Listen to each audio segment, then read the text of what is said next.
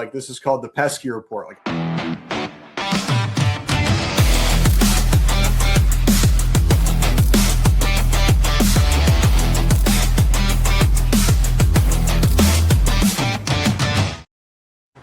welcome back to the Pesky Report. This is episode 562 of the Pesky Report, brought to you by Beyond the Monster. As of course we get the wrong intro video to start off. Great, we have a special minor league intro video, and we do it every week. Every week we go through, make sure to check it's the right one, and we do. But we are joined by Braiden Ward. Braiden, how are you? I'm doing good. How about you guys? We are doing good. We also, Jake is back with us for this week for a little bit of time. So I'd give a shout out to you, Jake. And as we'll go back to our Pesky Report tradition, Jake, I will give you the floor first. Well, thanks, Derek. It's good to be here. Yeah, it's my first show in like a month, so I'm happy to be on and happy to be joined by Braiden. So, Braiden, you, for a minor league baseball player, you have made quite a bit of headlines just in the course of a couple months. That gets getting attention across the spectrum. Some probably for some stuff you're really happy to have gotten attention for. Maybe one other thing, maybe not so much. Yeah. But like, can you just tell us about like the overall kind of the whirlwind really of the last couple months of like you're emulating Ricky Henderson and then you're emulating Mike Piazza. Like you're going after these Hall of Famers. Like what were some of the what's it been like to be Braiden Ward these last couple of months? You know, it's been surreal just because. You know, I love the Rockies. You know, I absolutely love them. I thank them for every opportunity I got. But sorry, I'm at my buddy's apartment walking around. But it's been surreal because the Red Sox are just a completely different animal when it comes to fans and just the interactions with everything. It's unbelievable. And so, like, I've had done some of this stuff with the Rockies. No one would have cared, but because I'm doing it under the Red Sox flag, you know, it's catching traction and people are paying attention. And it's awesome. Let's go back to spring training a little bit.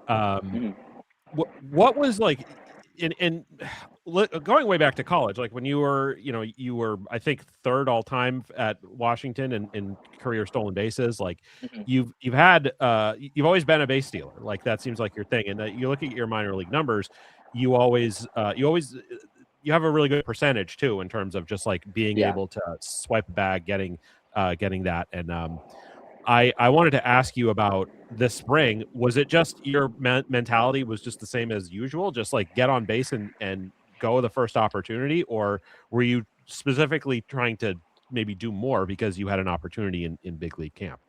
I was doing exactly what I do. My whole job is to get on base any way possible, steal second, steal third, score.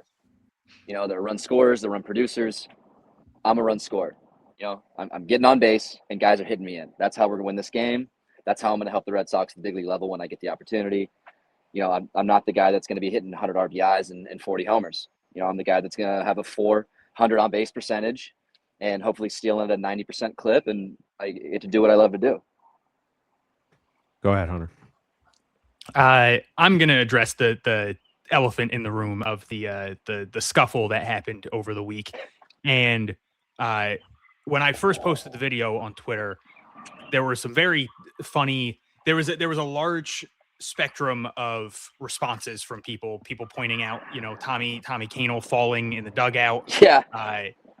People pointing out like how often you've gotten hit, which it is pretty impressive how often you've gotten hit, and that's something I tried to hammer home in the tweet. Was I said like, let's remember that this was the 8th time already this year that you've been hit, but.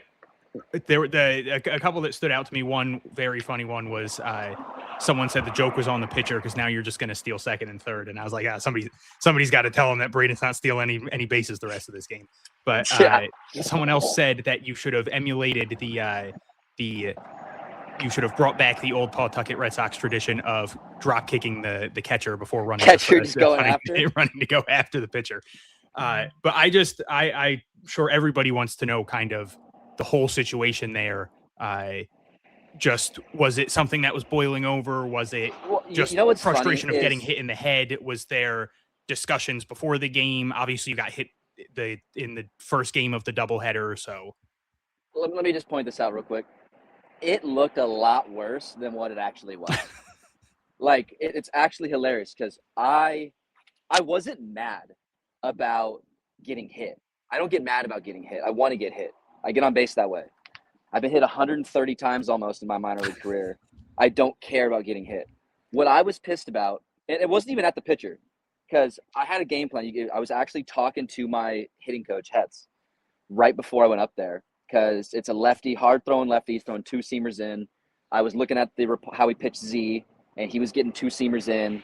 Not because he's trying to hit us, but because he's trying to go strike the ball, two seamer in, break our bats. Right? That's his plan, which is a good plan. And so I was watching Z, and he threw two in that I looked. My alarm went off. My bad. I'm like, he's gonna hit me, and again, not because he's trying to, just because it's just what lefties do sometimes.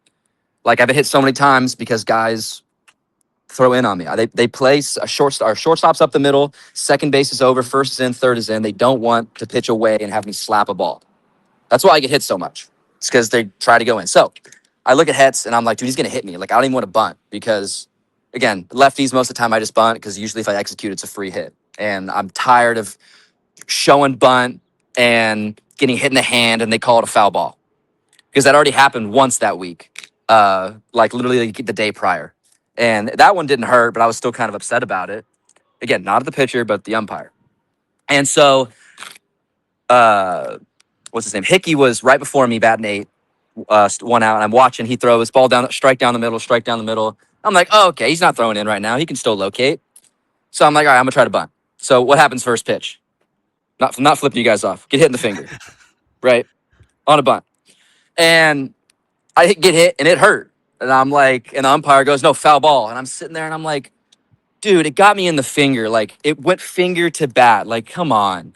That's why you see me arguing before everything happened. And he's like, no, foul ball. And I'm pissed because my finger hurts. And now I got to hit again, down a strike against a lefty who's going in hard, a good pitcher. And so next pitch, he goes, strike the ball, good pitch. I swing, I chase in, right? And I'm sitting there thinking, like, gosh, I got to swing with my finger hurting. I'm already pissed because I should be on first. And then I get hit 97 in the head. And I remember I get hit and I spin and I'm pissed. Again, not at the pitcher, but because I should already be on first. And then I get smoked in the head. And I remember just thinking, and this is all happening, what, in a half of a second? I remember thinking, like, I just want to throw my bat because I'm pissed. And I remember spinning, and in that half second, I go, all right, don't throw it at their dugout.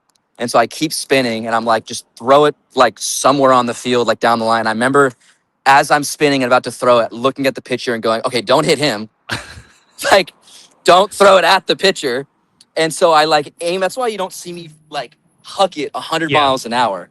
I kind of go at the side, and I throw it to the left of the pitcher, and it skips back over. And I remember just, like, walking to first, like, dazed a little bit. And I remember, like, you see me, like, stare at the pitcher. I'm not staring at the pitcher. I'm watching the bat, making sure it doesn't hit him. And so I see him. He's obviously upset. Like, I know he didn't try to hit me. And then I'm, like, walking to first, and the catcher comes out and kind of bumps me. And I remember my head being, like, he, like, bumped me, and I go, all right, yeah, I guess I threw the bat. It got kind of close. Like, I get it. And then I remember seeing my bench come out and going, because, again, I'm bleed. All I see is blood coming down my face, and I'm dazed. And I remember going, why is everyone coming out? Because I'm not pissed at the pitcher. I was just upset that I got, I should already be on first. I got hit again. So upset at the umpire. Because I'm like, of course, this happens. And so I'm like walking, and then umpire tosses me, and I'm like, all right, whatever. Yeah, I guess I threw the bat too close. And then I walk back to the dugout, bench is clear. And that's why you don't see me yell at the pitcher or the pitcher say anything back to me. There was no bad blood. Yeah. And so obviously I get tossed, and I get it. And again, in my head, I'm like, I wasn't trying to hit the pitcher. If I wanted to, I could have, right? I'm accurate. I could, but I'm not going to because I'm not a bad guy. It just got pissed and wanted to throw my bat and didn't know where to throw it. And I get it. I threw it too close to him. I get it. But not arguing. Probably shouldn't have thrown it in period. But again, it was just an instinct, pissed, wanted to throw the bat, threw it too close, my bad. And I remember we're walking back. I'm walking back, because I got ejected or whatnot. Blood's going down my face. And the pitcher, you don't show it on film, but the pitcher goes like up to me and he goes, dude, I'm so sorry. And then I go, no, dude, like, you're good. Like, I'm sorry. I threw the bat too close. Like, that was the first thing we said to each other, and we weren't mad at each other. Yeah. Everyone kept saying, like, oh, he's pissed, he's getting hit. I'm like, I'm trying to get hit. Sometimes I throw my head at the ball if it's a slider. I'm trying to get on base. And so, again, I wasn't pissed he got hit. I was even telling, I didn't even know I was going to get suspended. Because they're like, you threw the bat at the guy. And I was like, yeah, but I wasn't, like, trying to. Because I got suspended. And I get it. Again, can't do that. Especially you got to be a martyr so no one gets the idea to throw a bat at the pitcher. Even like I said, even wasn't trying to. And so I said there was no bad blood between us. And I remember thinking that I was gonna play the next day because I hadn't got suspended yet. And I was joking, and I'm like, well, you know what's funny is like I'm probably gonna get hit again, not because they're trying to, but because they're trying to go in. And I remember thinking, like, again, I don't care about getting hit. But yeah, then I go back in the clubhouse after the game. I know the third base coach for them. He was actually a travel ball coach of mine. So I text him and I was like, hey, like, tell the pitcher, you know, like, I wasn't mad at him. I was just pissed and threw my bat. Like, I'm sorry, I wasn't trying to hit him, et cetera, et cetera. He was all good. Third base coach was that I know was understanding. Their manager was understanding. Like, no one was mad at each other. Like, there was no bad blood at all. Just me getting pissed and throwing a bat, and again, it was too close to him. So at the end of the day, like I said, it was blown way out of proportion, but you can't do what I did. Well, shout out to the I can't hear you if you guys are talking. Can you not hear me? Can you guys hear me? Yeah, we can you're hear on you. there. Might be. You guys there? Just be. Can you Yeah, hear we us can. now? Yeah, we can see you. We can hear you. We can hear him. Is it me? I think it is, unfortunately. Yeah. Yeah, I think we're suffering with some technical difficulties here. Yeah. I can't hear you guys at all. This happened to Jake before we got on, so that's not great. Yeah. That's not good. Let's see. Doesn't listen to technical difficulties. Okay, We this is are bad. trying to figure it out. Yeah.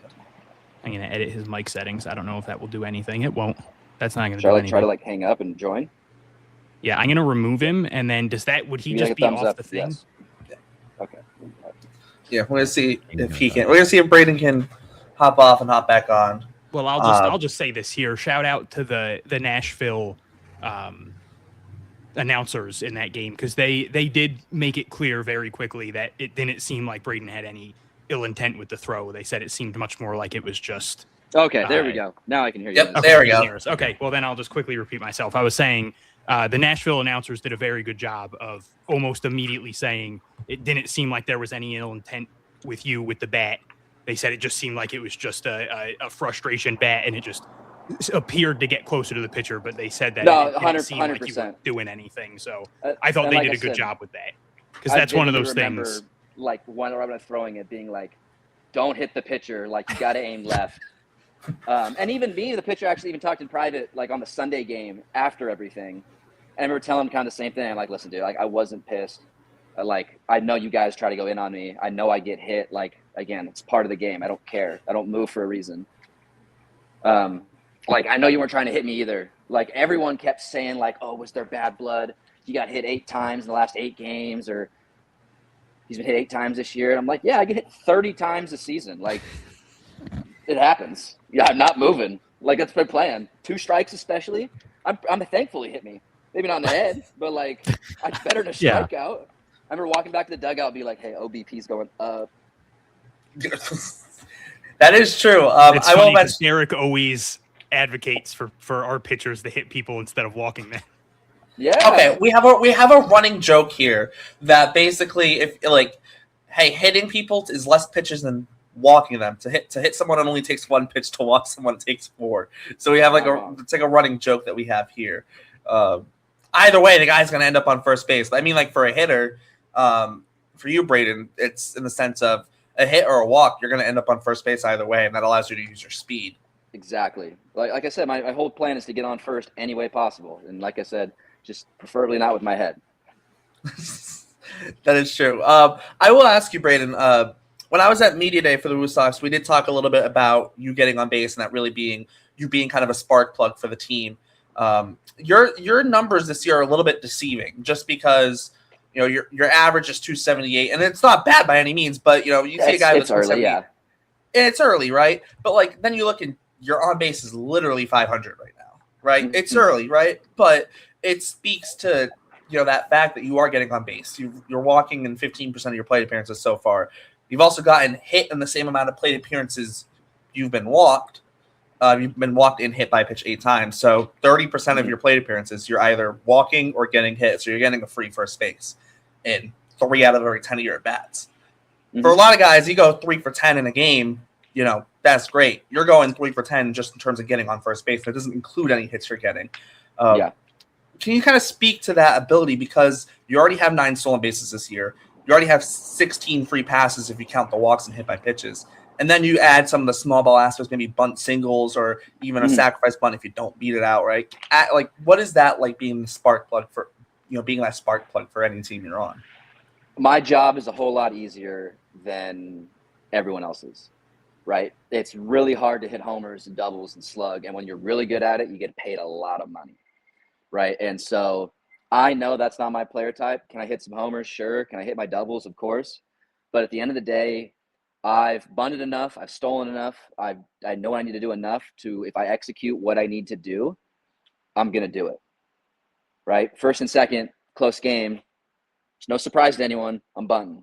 I get on first, close game. It's no surprise to anyone. I'm stealing. You know what I mean? Like, everyone knows what I'm going to do. They just now have to defend it. And it's still really hard, even at the big league level. Look at the Brewers and the Rays. Didn't the Brewers bunt 3 times in a row the other day and then won a game? The Rays 2 against the Yankees like a few days ago. It's a whole lot easier to bunt 98 than it is to hit it over the fence.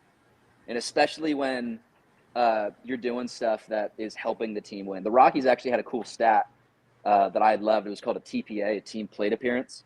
And it pretty much was meaning when you hit, is the team in a better position than before? Meaning, like, when you're on first, like, you may have gotten out, but did the guy get to second? Did the guy get to third? Did you move a runner? Did you push him over? Did you do a job of some sort to help the team, advance 90 feet? And so I really take that to heart because, again, I'm a small ball guy. I'm a guy, again, who's supposed to get on base, move guys over, execute the little things. And so when you practice it enough, like I said, when you execute, it works. You did mention Sung Chae Chang earlier. Obviously, you guys call him Z. When he bunted for that cycle, was there a little bit of you that was jealous of all the ways to get the cycle? You're gonna bunt for it, and it was real. I was there that game. It was super impressive what he did that night. But the bunt for the cycle was that just feels like a great way to get the cycle when you only need the cycle. 100%. Well, the crazy thing is the guy was playing in too. Yeah. And he executed that bunt perfectly. It was perfect. Absolutely perfect. He's a better bunter than me, honestly. I think he's probably gotten more down. It was insane to see. We were all joking with him too. We're like, just bunt. Again, bunting is a whole lot easier than hitting. You practice it enough, it should be second nature. It's not as hard. Like, sure, you're gonna mess up. It's baseball. Nobody's perfect. But if you can execute, it's a whole lot easier. And he executed perfectly, and he showed exactly why it can be a dangerous tool to anyone. And he's still good on third base too, funnily enough. And now he's a legend. You know what I mean? Yes. And the other kind of funny thing too is I think if he didn't bunt, he might have gotten another extra base hit with how he was playing that game. Yeah, he would have had to have stayed at first. We would have tripped him. Yeah. We were literally, there was talk in the press box of if he hits one in the gap, does he just stop at first? Or does someone absolutely someone tell the first base coach, stick your foot out and trip him? What was the score? Do you guys remember? Was it close or was it kind of a blowout? Blowout. It was like relative. It wasn't like a 1 or 2 run game. I think it was like a 3 or 4 run game. 3 or 4. It was probably the 8th innings. We were winning. Yeah, stay at first. Yeah. I'll be selfish. I'll stay at first. Well, also guys like Chang, like yourself, I think you guys probably could just steal second and third if you really wanted to. So that stat. There's also that. I wanted to ask you about something you just brought up, Braiden, about bunting and how, I think in 2026, it feels like bunting is really a lost art. Not just, and I know that you ask certain fans, and I guess I would even put myself in this category, the sacrifice bunt. There's a reason why it's gone out of vogue because you shouldn't. There's a school of thought that you shouldn't give up outs, but the bunting for a base hit is really something that is not done enough, in my opinion. And it's very interesting to hear you say that bunting is easier than getting a hit. I think that I feel like there's a lot of evidence that you watch in games to the contrary, where it seems like guys can't get a bunt down, and then they take the bunt off and then they get a base hit. So I guess my question to you is what's your sort of view on that? Like, would you do you feel like in your arsenal it's more important for you to be able to get like a bunt down for a base hit than it is maybe to sacrifice and move a guy over. Just like, what's your overall attitude toward it, and how do you think you got good at it? Is it just by doing it, by practicing it, by doing it, like trial and error, that kind of thing? Just curious. Well, I think people suck at it nowadays because they don't practice it enough. Yeah. You do it 4 times BP off of a guy throwing 60 miles an hour. You think that's going to help you hit 9 or bunt 98 with sink? No.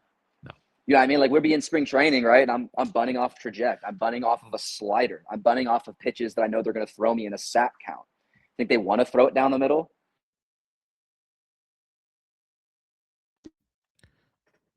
Keep running into some issues with Braiden and his Can you hear me? connection here. Yeah, we can hear you now. Sorry, I had another alarm set because for literally to make sure I got on this interview. But you made it. well, yeah, guys, like they don't practice stuff anymore. Like some pitchers do struggle throwing strikes when guys are bunting, right? That does happen. But if it's Game 7 of the World Series, I'm gonna assume he knows how to throw a strike, and he's gonna be throwing me sliders. He's gonna be throwing heaters at me to jam my finger. You know what I mean? Like there's ways to defend the bunt that pitchers can do, and that's what you have to practice. Jerry Weinstein, one of my favorite coaches of all time, he told me you have to be a bad ball bunter. Anyone can bunt a pitch down the middle. No one can bunt. If it's Game 7 of the World Series and it clips the zone on the outside on a slider, you need to get that down because now you're 0-1, and then he goes change up down. Now you're 0-2, and then you strike out, or then maybe you have to try to hit or bunt with 2 strikes. That's a whole lot harder. And so you need to be able to be a bad ball bunter. How do you do that? You practice. You take the extra time. And so that's why I've gotten so good, is because I'm actually practicing during routine cage work, during BP, during, whenever I have free time, because at the end of the day, I'm going to take 1,000 reps of bunting during the season and even practice it in games. Because like I said, bunting during the season is just practice for when it matters most in October. You know what I mean? I don't execute a bunt in May and I pop it up and I get out. That sucks. But you know what? No one cares, because the next 3 times I do it and then I get it down in October. Everything you do right now is for October. AAA baseball is practice for October. Like, I know the kind of player I am. And if the only way I get up to the big leagues this year is to run and bunt in October, I better be the best bunter and runner in all of baseball. That's my mentality. If I'm going to get in with AC in the 9th inning to move a guy over or to bunt for a hit or to steal a bag, those 1,000 reps I've just done during the season are now for that one moment. Yeah. And that's the way I look at it too. And even during the season, like right now, obviously, the games do matter, but it is practice still for October. Like I said, was it KIF or IKF? Last night or maybe today, tried to bunt and the guy threw it at him, then he got a hit. That's sick. But he's practicing for October. Those are the at-bats that we're doing right now. So that was cool to see. And I love that guy too. So good to see him have that little success right there. And at the end of the day too, I still have that college mindset where if you have a guy on second, for instance, 9th inning, 10th inning, we looked at what the Blue Jays Dodger game World Series where it went to 17, 16 innings. You bunt, you get the guy over to third, and then you execute that bunt, and then you execute that bunt, a 0 sack or safety squeeze or whatever you want to do. That's a free run every time. Yeah. If you execute. And that's the key, is you have to execute. If I look at guys' batting averages with runners in scoring position, it's 290. That's still only a 29% chance he's going to get a hit. Versus maybe his bunt execution's an 80%. Or, you know what I mean? What odds are you going to take? Especially the matchup. Who's throwing in the 9th inning? Aroldis Chapman. Not Braiden Ward. You're getting the studs. So like I said, it's easier to do that, especially when you practice. But if you're not practicing, I agree with you, hit. Because then you're just throwing at bats away, because you do have to be confident. Because I think bunting honestly is confidence. Yeah, and that's something we talked about last week. Was you mentioned coming a late season pinch running, bunting. There's a lot of guys that made careers off of that. There was Terrence Gore and Gerard Dyson and why can't I think of the one guy he played? Joey Gathright. Like there were guys that Joey Gathright was on the Red Sox for a World Series ring, and that was his job, was pinch runs, steal bases, create havoc. Well, I mean, even Dave Roberts, in some sense, once it got to October in 04, right?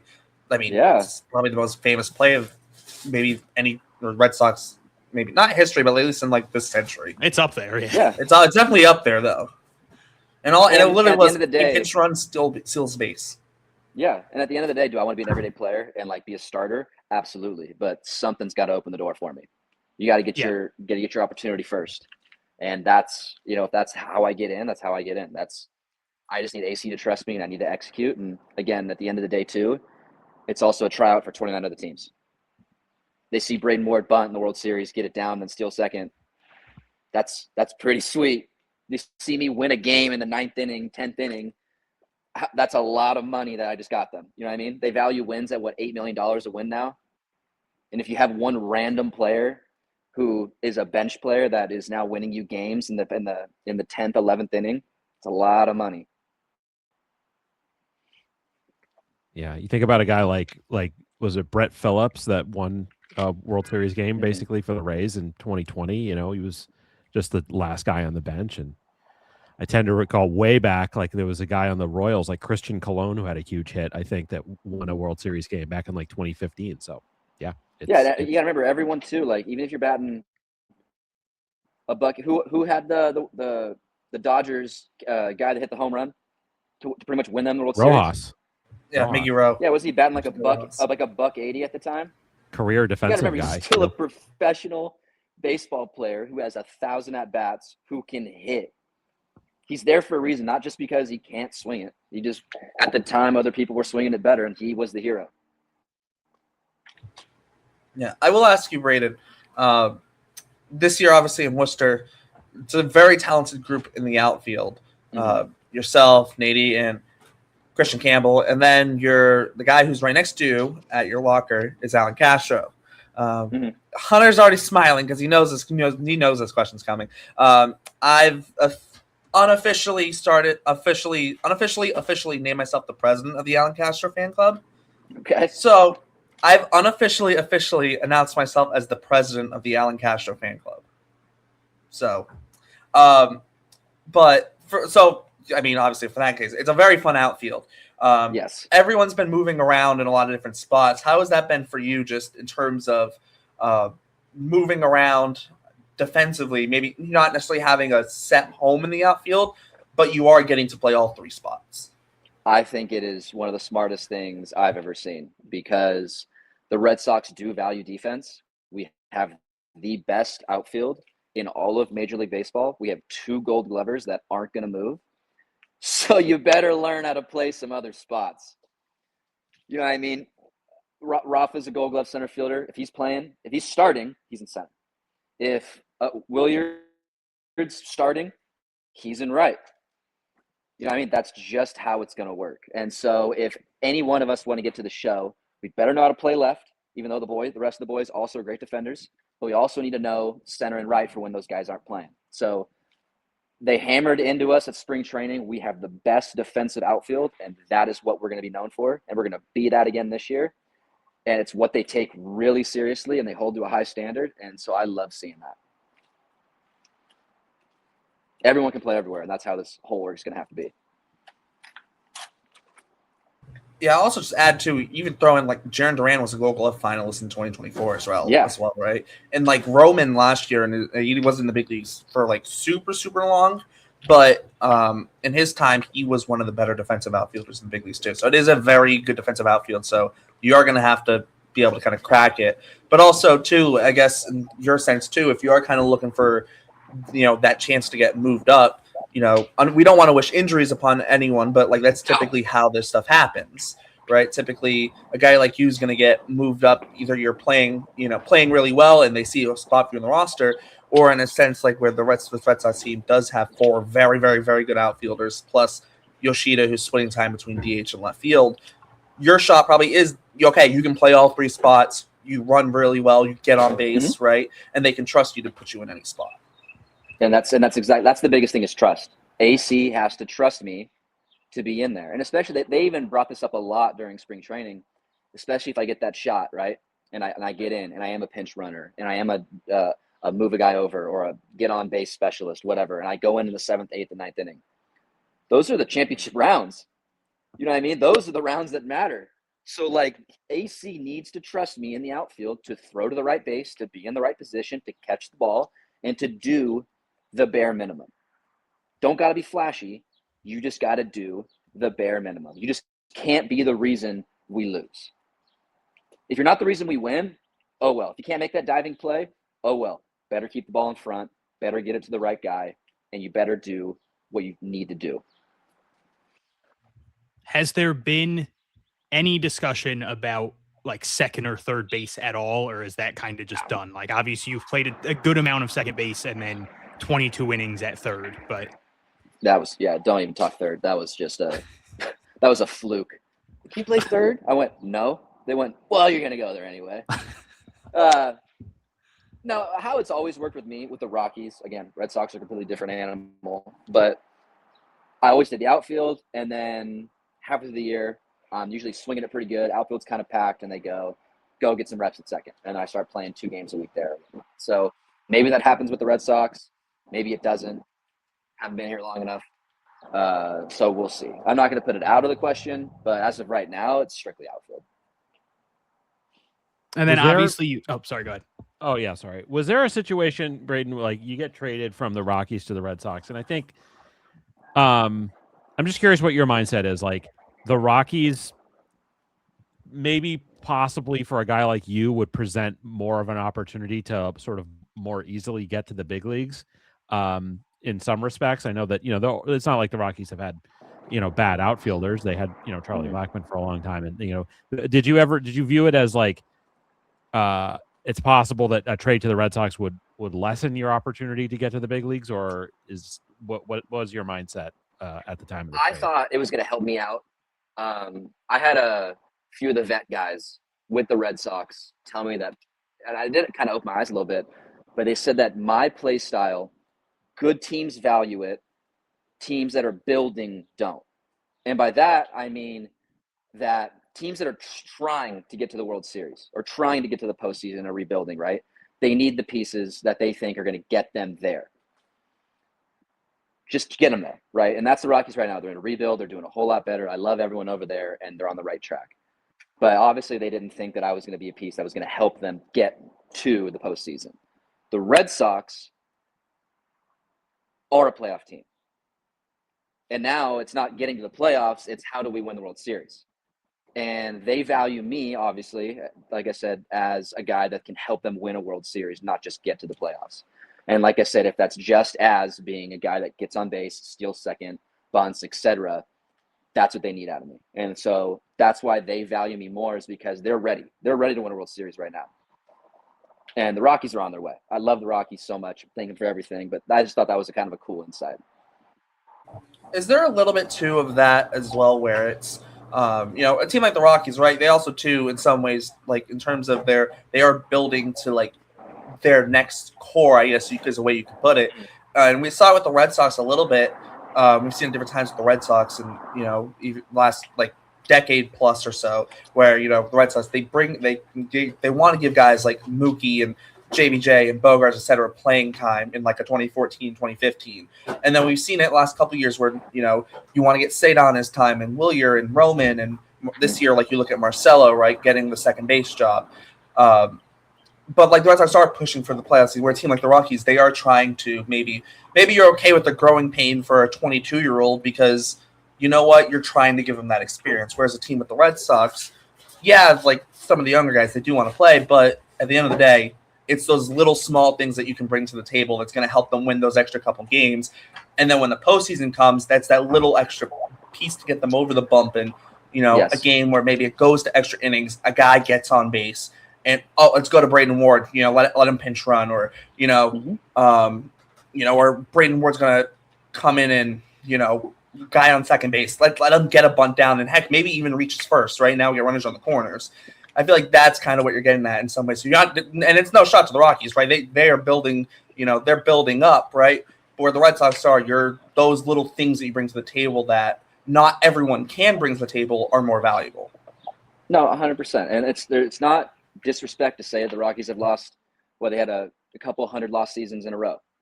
That's just the truth. But they're doing so much better. They're in a new direction, and I think they're on their way. But like I said, the Red Sox in the last decade have more World Series wins than any other team. They're a franchise that is built on winning and is right now still ready to win. And they went to the postseason last year, and they're ready to go. And that's why they see me just as a piece that can help them get over the hump, especially in September when they're in a playoff hunt and they're a game up, a game back, and it might as well be the playoffs already because every game matters. So again, that's the little things that are going to make a difference in the end. Is winning. You got to win the one-run ball games. That's how it is. You're going to get blown out. It happens. You're going to have games where you score 12 and where other teams score 12, but you got to win the one-run ones.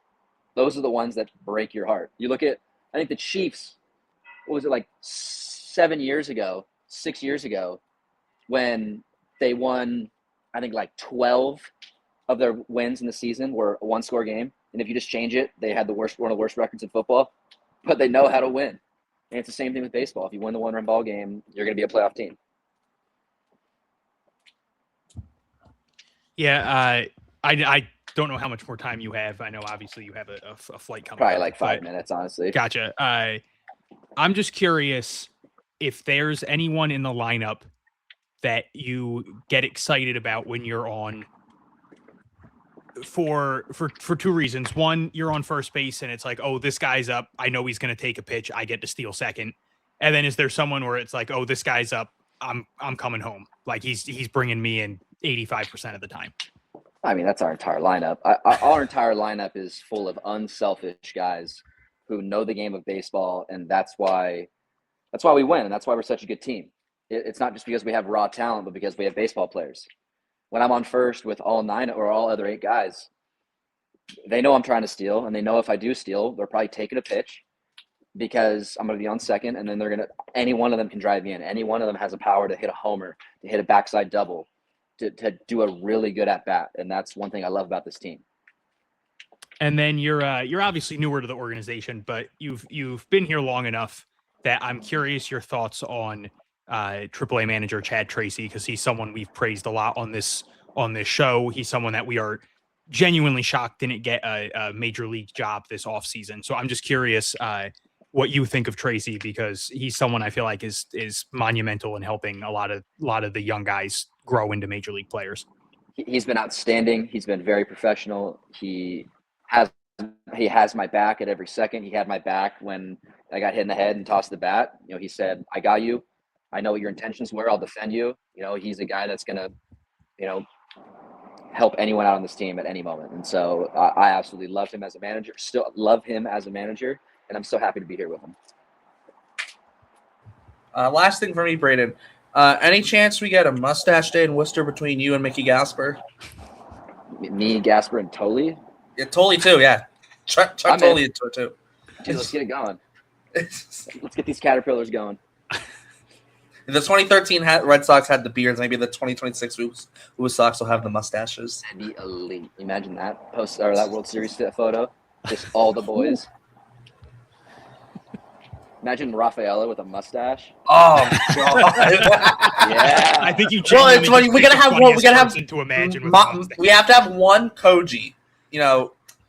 Masa seems like Masa could be like the clean shaven.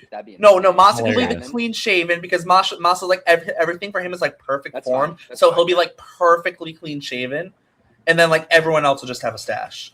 I want to see Chapman on the mound throwing 104 with a stash. Oh. Are you kidding me? I think that would add a couple miles if we're being honest. Might. I think the intimidation factor alone. Absolutely. 100%. Just staring at that thing on his face the entire time. Hey, the Tolley Gasper battery duo is something. It's electric. Yeah, I love it. Oh.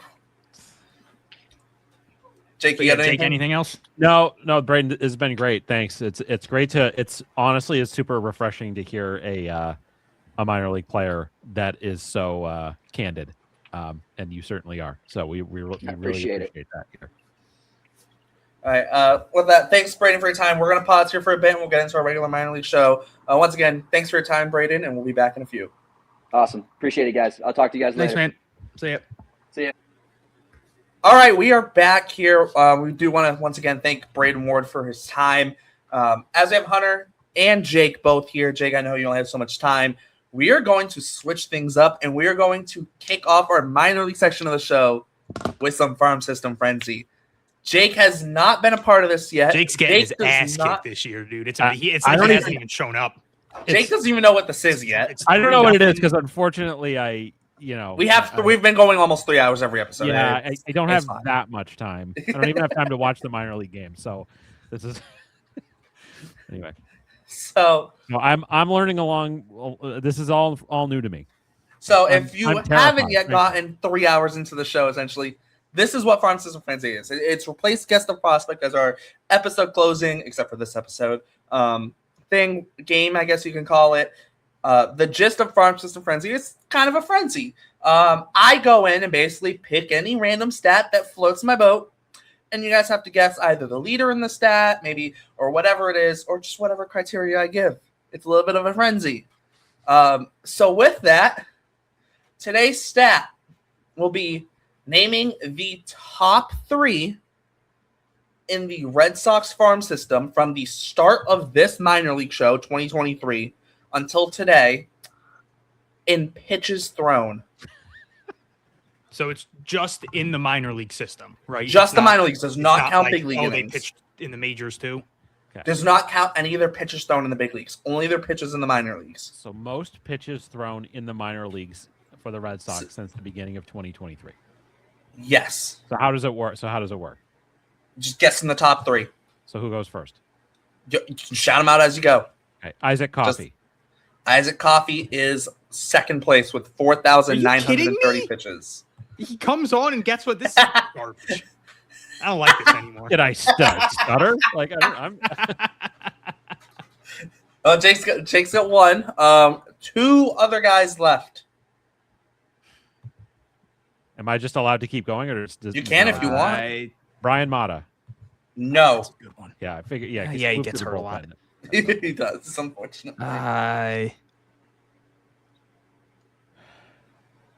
Brandon Salusi. No. Chris Murphy, Nope. Zach Brian Kelly. Walter, Nope. And nope. And this is not in one season. This is over the last from 2023 Yeah, I until guess today, all combined. Jacob Webb. No. Tyler He is Uberstein. 8th. Nah, he Nope. got Not hurt. He got hurt. Nope. Michael Sansone, Nope. Hunter Shane Dobbins. Drohan. No, he Nope. missed it. And nope. Dobbins was 5th. Ah, Oh, okay, that's a good one. Boy, wow, this is a good one. Jeez. I will just also add in just these guys have also thrown the 3 most innings in that time span as well. Connolly Early. Nope. Early is 10th. Noah Dean. Yeah, I guess. Nope. No, Dalton Dean is Rogers. 6th. Dalton Rogers is first with 5,340 pitches. Oh my God. Wow. What was Coffee was second with 4,930. Okay. We still need number 3 though. We haven't said Yep. that number 3 because you said Dobbins was 5th. Yep. Did we say who was 4th or no? No. Okay. And then who else? But somebody else was high up. Noah Dean was 6th. Jacob Webb was 8th. Early was 10th. Okay. So we haven't had 2nd or 4th. No, you've gotten second. Second was Oh. Coffee. You haven't gotten we third. haven't had third or fourth. Third. But we're just looking for third here. Yeah, but at this point, we kind of want to get fourth. Screw it. Albert Feliz clearly should be on this list. now. If only. No. I was gonna say ERC, but I mean he wasn't there for like No. a full year. Hayden Mullins. Hayden Mullins is 9th. Oh, okay. Was it, Jeremy Wu Yelland. Nope. Just think of a guy who's thrown a ton of innings. This guy is also third in innings pitched over that span. Wow. He is also not currently in the system. Um. Brian Van Bell. It is Brian Van Bell. Okay. 4,425 pitches. I was thinking about that because we said Drohan and we said Wu Yellen, and they were both drafted in 2020. I'm like, wasn't there somebody who was a free agent that year that threw a lot of innings? And I just my brain didn't connect to Brian Van Bell. Like, well, what's even more shocking on Van Bell is, he left the Oregon mid 2025, so he missed out on basically like half a season, and then so far this year, right? And he's still third. Interestingly, though, on that note, Van Bell threw 286 innings at just 4,400 pitches. Coffee only has an inning 2/3 more with about 500 more, with actually 500 more pitches, and Rogers has 6 1/3 innings more with 900 more pitches. So not only did Van Bell throw a lot of innings, he also did it very efficiently. I'll just run through the rest of the top 10 here. So it's Rogers, Coffey, Van Bell. Wyatt Olds was fourth. Then Hunter Dobbins, Noah Dean, Wickelman Gonzalez. Did not throw a lot of innings, but threw a lot of pitches. Jacob Webb, Hayden Mullins, and Connolly Early at 10. Top 10. Wow. Well, there you go. So this was an interesting one because when you get to you get to some of the guys who maybe are a little bit more walk prone. Dalton Rogers actually led the system by far in balls thrown. But you get to but also too, he threw so many more pitches than everyone else. But like Wickelman threw 1,400 balls and only 2,000 strikes. Right? Yeah. So you're telling me that Helcris Oliveras is probably close to the top then? Not enough innings, unfortunately. In terms of percentage, probably, yeah. In terms of percentage, probably. But yeah, not enough pitches. So there's your farm system frenzy. Nothing too crazy, right? Just pitches, right? It's not a crazy stat or anything. But basically, I'll repeat this. I did it the first time we did this. I'll repeat it now. Basically, the gist of this essentially is, let's chuck out some names maybe we aren't used to hearing, or maybe are out of the system, but are guys that we love when they were in the system, or guys who are underappreciated. Yes, we did sack flies. Yeah, we did sack flies. Okay. Walk percentage? Yes, we did. I think it was walk percentage for lowest walk percentage or something like that. And then there was another one. And I think it was similar thing for the hitters, maybe highest walk percentage for hitters. Because the first week we did one hitter, one pitcher, and then last week we did sack flies. So who had the most sack flies? Which it's funny because we did that one, and then I feel like I remember mentioning that I feel like D'Angelo Ortiz gets a ton of sack flies, and then this week I swear, it's great situational hitting by him.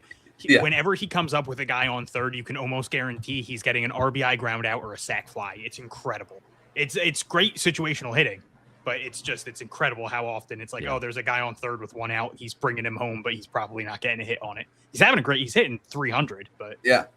Well, he's also interesting just on the whole sack fly thing for D'Angelo Ortiz. It was funny because he had in 79 games last year, he had 3, which is very good considering I think the most was outside of one guy was 8 or 9. I think. Yeah, it wasn't. There weren't a ton.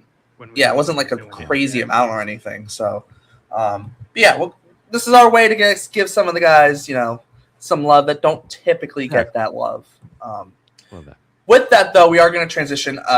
Jake, I know you did want to touch on the some of the pitching. Also, I will just kind of go back to the Isaac Coffey thing. Shout out the Coffee Man. All right, now back to it. Jake, I know you didn't want to talk about pitching the system, so the floor is yours. Yeah. What do you have? Well, yeah, I just think we've seen some ups and downs, especially in the big league rotation so far this year. And I think what is fascinating, what's interesting to me and what's heartening to me is that I feel like we're at a time in the Red Sox evolution of where they are, and where you're a little bit less there's less despair when there's problems with the big league rotation. Now obviously we don't know what's up with Garrett Crochet. He seemed like he was fine for most of the start on Sunday, and then he blew up in like the 5th inning, and that really sucked. And we don't really know what's going on. Obviously, the Red Sox are in a lot of trouble if Garrett Crochet is not an ace. Sonny Gray goes down with an injury today. Hopefully, it's nothing too serious. Sounds like he's going to get an MRI. It's like a hamstring or groin thing. Like that can be annoying for a pitcher, and it can take him a little while to come back. But nothing terrible. We've seen Bayo struggle. We've seen Suarez be up and down. Seems like maybe he's kind of snapping out of it, hopefully. But I just think about like the depth that the Red Sox have built. And yeah, like they had to hold Peyton Tolley back in case there was going to be a doubleheader today. But Tolley, had a rough first start with Worcester, but his last 2 starts have been really good. Jake Bennett has been outstanding so far. And he's on the 40-man roster. And I feel like he might even be an option to start before Tolley would be at this Just point. quick point on Bennett too, as I'll jump in. Hasn't given up a run while he's physically been on the mound. Yeah, exactly. Yeah. His only earned run came when he was in the dugout. Yeah. So that's really something. And I think that, and there's this downstream impact of this. It's like, okay, you feel like if like a guy is down for a bit, there's been years past with the Red Sox where, and we're not even, obviously there's been some setbacks with guys like, guys that are Sandoval like, and Crawford. Crawford, whatever, but that's other depth that's there that hopefully they'll be able to get past that and be able to pitch. But there's the depth of like Bennett, Tolley, they need other guys to start. They could. Uberstein, like you don't feel despair when there's these problems at the big league level. And then you go even further down. Like obviously a big story this past week was Juan Valero leaving a start with an elbow issue. The good news is that it doesn't seem like it's anything like structurally wrong. Didn't need any scans or an MRI. I think they're going to be really careful with him. We maybe aren't. Yeah, give him an extra 1 or 2 weeks. Like whatever you had him set at, give him an extra 1 or 2 weeks, please. Yeah, they will wait until he's 100% pain-free and able to pitch without restriction. So that could take a while. It could be months before we see him pitch again. Usually with this type of situation, the Red Sox are exceedingly careful. But like you think about how good, like there was a time not that long ago where like a guy at Juan Valera's level, the level that he was pitching at the start of this year, the stuff, whatever, it's like, wow, that's like the pitching prospect in the whole system is that guy. But, and I'm not saying that Juan Valera getting hurt like doesn't suck, because it does suck, but the Red Sox have this embarrassment of riches, even just in Greenville with guys. So it's like Juan Valera goes down and it's like, okay, well, look at what Anthony Ianson is doing. Like, look at the year that he's had, to this point where hasn't walked anyone. 0 walks. Hasn't walked anyone. 12 and a third innings, 5 hits, 18 strikeouts, 0 walks. 1 run allowed was a home run. That's it. Other than that, just crushing people. Kyson Witherspoon, Marcus Phillips, maybe a little bit more, not as consistent at Ianson's level, but Phillips had a great start this past week. He seems like he's coming on a little bit. So you have him there, and then let's talk about the sort of upstream. If guys have to go to the big leagues from Worcester, you have a guy like John Hollabetz who should be in Worcester. He had 11. We saw something this past week that we almost never see at the MILB level, where a guy is allowed to throw 7 innings. That's almost like, I don't know. All of this stuff is predetermined. The manager in Portland is still Chad Epperson, right? Yeah. I don't know if it was, and again, I'm not saying that he's letting his guy throw 7 innings if he doesn't have the green light to let him throw that many innings, but it's almost like, it's a message from somebody to somebody else that like, hey, this guy is doing really well, and he is too good for AA pitch to face AA hitters, and he should get up there to Worcester. Eduardo Rivera so far this year, 16 strikeouts, 3 walks in 10 innings. And I think that, so I guess the point what I'm trying to say is like, if there are injuries and there are issues with the pitchers at the big league level, and even if there's injuries or issues with some pitchers at the minor league level, the Red Sox have built this absurd amount of depth, absurd amount of quality, where like, yeah, there was a time not that long ago where like Brian Mata was like the best prospect and pitching prospect in the system. And if he gets hurt, you're like, we're screwed. We have nobody else that's like even a good pitching prospect.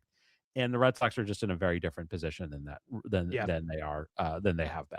So I just, that's just an observation that I've had, and that those guys are really the way that the Red Sox under Breslow and now the changes that they've had with the pitching group, the pitching infrastructure group, like just they put in place this system that feels like it's in as good of a spot as you can possibly hope. Well, it was kind of Mata, and then if Mata doesn't Mata gets hurt, is Noah Song ever going to show up? an? And this isn't a shot at Noah Song, right? It was honestly at that point at one time where it's like if Mata gets hurt, which unfortunately was very often, it was okay. Now what? It was like Jake Room?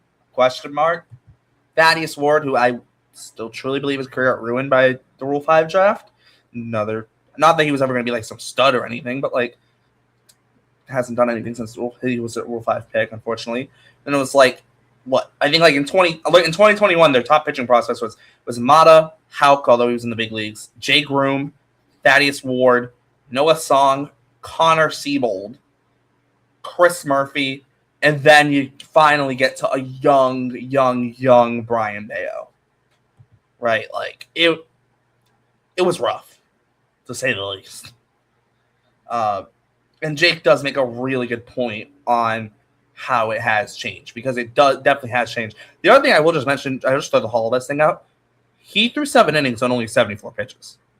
This is the least amount of pitches of the year. There are still restrictions. Like, but the guy's absurd, though. Just more so the point I'm making. The Greenville announcers, I think, do a phenomenal job of before the game. They will say, like, it sucks that the example I have on the tip of my tongue is Juan Valera. Obviously, he got hurt, but they said before the game the limit for him was, I think they said 56 pitches. I don't know what made the manager. I don't know what made people decide 56 pitches, but they said 56 pitches or 5 innings. The game before. I think that's probably what they probably said. Like same as the game before, but they said 56 or 5 innings, whichever comes first. So it's like, because there's been times where somebody will be at 50 pitches through 5 innings, and people are like, "Why'd they take him out?" And it's like, well, even if that's not the actual pitch limit, they have innings limits because they don't want these guys sitting and throwing and then sitting and then throwing it. Like, it's a lot of up now. Something I feel like I've echoed 1,000 times is you treat prospects with kid gloves. It happens whenever there's an injury and people are like, "Oh man, why isn't Franklin Arias playing today?" And it's like, because he got hit on the wrist with a 95-mile-an-hour fastball, and then he went 0 for 4 the next day, and they were like, "Yeah, you know what? Maybe we sit him for a game." You're always going to treat these guys differently because no one cares if they do amazing things in the minor leagues. Like, in the grand scheme of things, no one in the organization cares. They want them to do those great things in the majors. So if you have to in the majors, sure, maybe you're like, "Hey, tough it out. We need you for this game." There's no game in the minor leagues that is important enough for them to tell a top prospect to tough it out. So like, I do think I get a little bit of how they treated Hunter Dobbins with John Holobetz, whereas they view him as a guy who he throws strikes, he can get through innings efficiently, and they're like, "Hey, let's have him be the guy that saves the bullpen a little bit." And because that is going to be a selling point of John Holobetz as a major league prospect is, hey, this guy can give you 6-7 innings every time out. Look at what he does. Look how he doesn't throw balls. Look how he. Sorry, I had to. Come on. Look how he induces weak contact. And I mean, the strikeouts have been a massive jump this year. His career high was 9. He tied that in his prior start, and then this week, obviously, like Jake said, he set a new career high with 11. So that's been a fun addition. But like, yeah, the fact that you get 11 strikeouts and you throw 7 innings on 74 pitches, or like, that's absurd. But I was on my high horse last week about Jake Bennett and Christian Campbell, just with some of the discourse about them. I'm going to get on my high horse again. Remember when people were freaking out about Marcus Phillips because he had a bad first career outing in professional baseball, as if Peyton Tolley didn't do the same thing last year? Like, it's just it's a blessing and a curse for the Red Sox that they've had prospects like Roman Anthony, like Peyton Tolley, like Christian Campbell, who flew through the minor league system. And it's awesome that you get that, and then you get like, oh, look, now Roman Anthony's the leadoff hitter on the major league team. And like, that's very cool, but it also puts into a lot of people's minds that like, oh, these prospects should be the best player in the world 3 weeks into their career. And it's just like, it's very funny to see the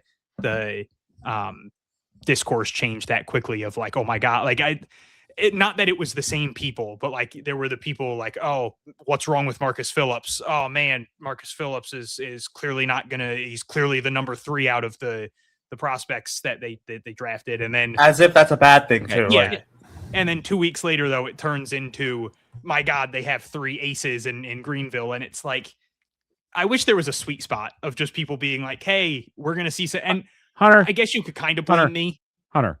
Yes. I need to say this, okay? I'm telling you this because I'm saying this to you because I love you, okay? I mean this from the bottom of my heart. You care way too much about what dumb people think and have you to do. say. I get so many comments though, and I've done a good job of not tweeting about it. I've done a good job of not tweeting. This is where Hunter gets to get it out. Okay, fine. So Fair enough. Tweet about it. Because that's something I have noticed listening to the show, like in the last few weeks. It's like, I try Hunter not gets to really worked up. I try not to get. It's just, I hate the because a lot of these players do see this stuff, and it just bothers me that. Sure. I have one other quick one. Christian Campbell made a diving play in right field yesterday. I posted the clip, and someone under it, and again, I didn't comment, I didn't reply. Someone under it said he's allergic to hitting the ball, to not getting an opposite field hit.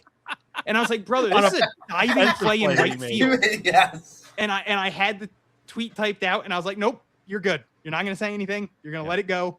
I just, it bothers me to see, because it's not even just the players. It's a lot of the time their parents, their brothers, and they're seeing.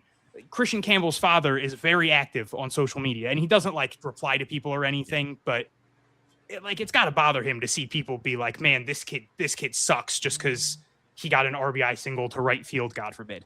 It just like that bothers me. The only unfortunate thing is those are the people who don't listen to the show, unfortunately. Right. That's fair. But yeah. I do agree with Jake that the pitching in the system, we're at such a point, like you mentioned all these guys. You didn't even mention, like, obviously he's not as big of a name, but Michael Sansone made his AAA debut and threw 6 shutout innings. And like, yeah, he's not going to be the next name called up. Like that will be probably Jake Bennett or Peyton Tolley if they need someone in coming days. Obviously they're both on the 40-man.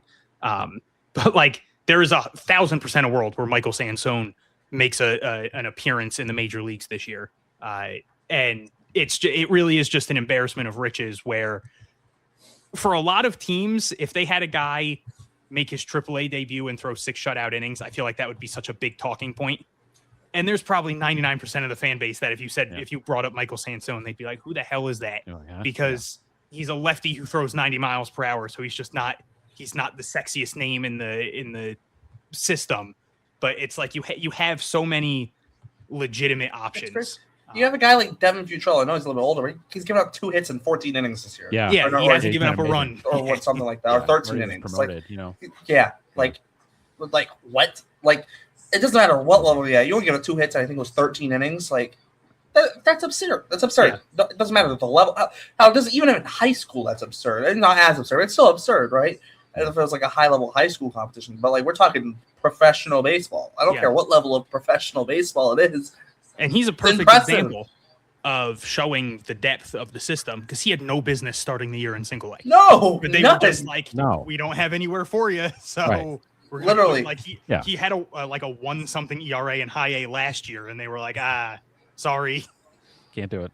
We don't have room for you. You have. I mean, not to like go down the entire list, but like you have a guy like a JoJo Ingracia who was disgusting in 2024. Yes, battled injuries last year, but like that's a guy where I don't know if he's going to be a starter just in terms of the innings, right?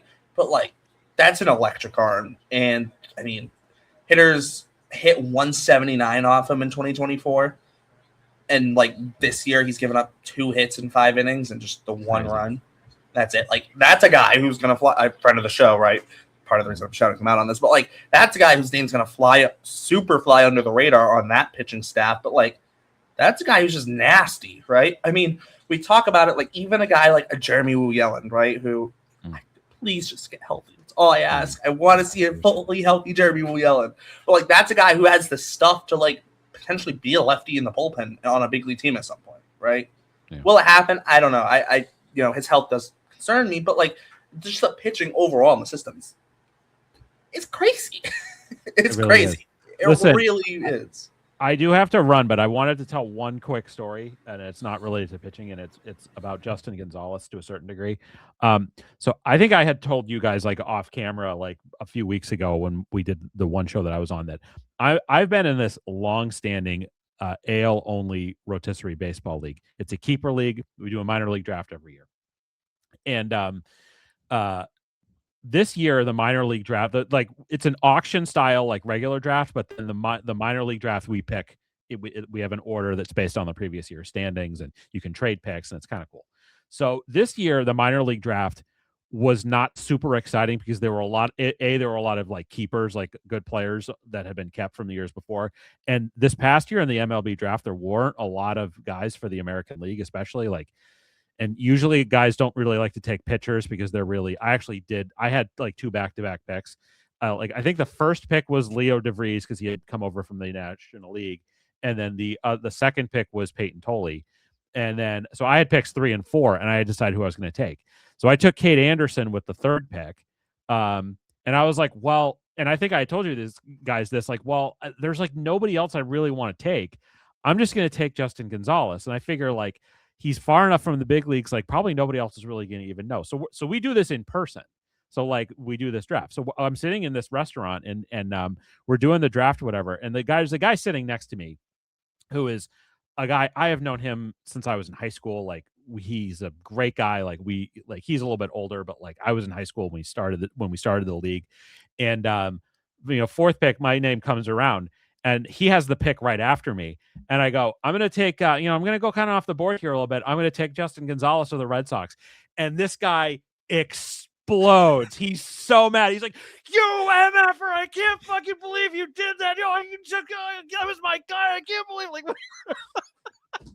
it was unbelievable. Everybody was dying laughing. Like he just totally lost his shit that I took Justin Gonzalez. It was classic. Oh my God. It was so, he just was MFing me like, oh, it was so great. In his defense, I understand the frustration of thinking you have a great pick and you're like, oh, I'm fine. No one's taking him. And then I get it, guy. Yeah. Believe me. Yeah. Especially too in a draft where it's like, oh, nobody's going to reach and take him this early. And then someone doesn't like the pick right before you. That it's also like, makes you feel good. Because makes it's like, you feel- okay, I couldn't have waited for him. He was gone if I didn't. I've had some good ones through the years. Like I had, whatever it was 2 or 3 years ago before he was a really big prospect. I did take Roman Anthony. Like, it was that year where it looked like he was going to be good. Like I took him. Last year, I think it was last year. I had like the 8th or 9th pick, and I took Kevin McGonigal. Like so, oh, wow. But I've had bad ones. I had one year where I took Miguel Blaze instead of Jackson Holiday. That was kind of a Holiday hasn't been like crazy though, but yeah. But I mean, Miguel Blaze is still in Double-A. That is true. It's true. But Jackson Holiday's on my fantasy team this year, and he's got a big fat 0 because he hasn't played yet. Exactly. And listen, McGonigal's also on my fantasy team. Yeah, Jordan clowned me for ethical tanking because I took so many young players in our fantasy league. Listen, guys, I do have to run. This was Yep. fun. I'm glad I got to come on and do this. Yes. I will try to come on next week because I will be at the Woo Sox game on Sunday, but we will see if that happens. But Awesome. Thank you. So I'll Thank have a you, double guys. Worcester report because I will be there on Friday. Oh, okay. All right. Thank you, guys. Have a See good ya. rest of the show. See you, Jake. All right, we're gonna bump into some regular minor league stuff. Hunter, where do you want to start? It's up to you. I feel like we got to try to go quick because we're already an hour and 10 minutes in. So that's gonna be... we just talked the about good news pitching. is we already kind of touched on most of the pitching. That is true, but I let's start in Greenville. We were talking about the pitching. Obviously Anthony Hines is just obscene. I think we should give Marcus Phillips some love here, right? Yeah, 3 2/3 innings, 2 hits, no runs, 7 strikeouts, no walks, no hit batters, right? And this is a guy, right? Some of the people, Marcus Phillips is only the 3rd guy out of the guys. That's not really an insult, first of all. Like you're third to Hyson Witherspoon, who, depending on how the draft went, maybe could have been a top 6 to 9 pick, maybe. And then you look at, and then Anthony Ianson with, the stuff uptick over the offseason, and Ianson was the number 2 for an LSU team that was really Cade Anderson was the one. Speaking of right? Cade Anderson, yeah. I think almost any pitcher in college baseball would have been the number 2 on that. Literally, Cade Anderson was the number 3 pick in the draft, right?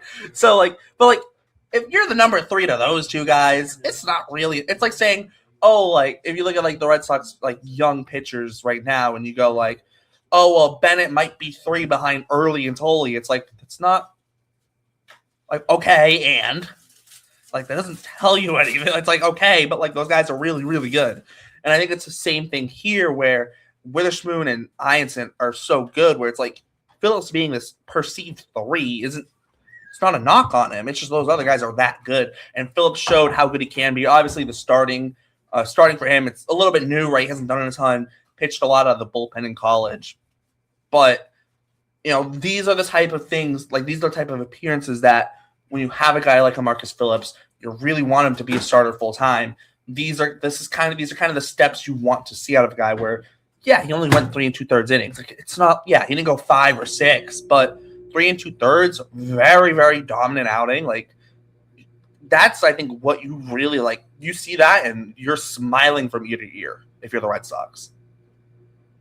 Yeah, he got his big issue was Phillips just got into a couple too many 3-2 counts, which drove up the pitch count, which led to him only going 3 2/3. But yeah, that was such a massive step forward for him. It was nice to see him dominate a lot of at bats. It was nice to see him put people away on a lot of those 3-2 counts. And yeah, he needed that. He had that really rough first outing. The second outing was much better, but still not anything that people were gonna, go crazy over.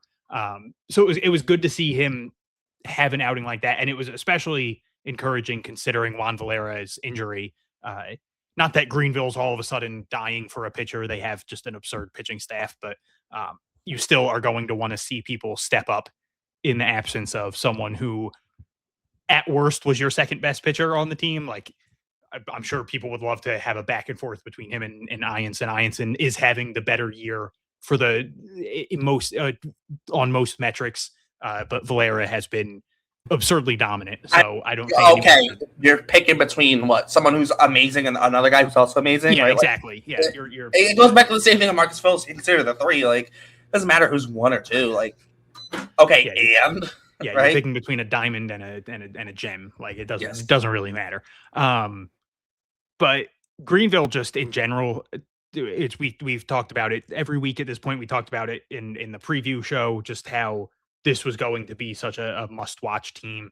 And I mean, we are seeing good outings from Calvin Bickerstaff, JoJo Ingracia, Alex Bouchard.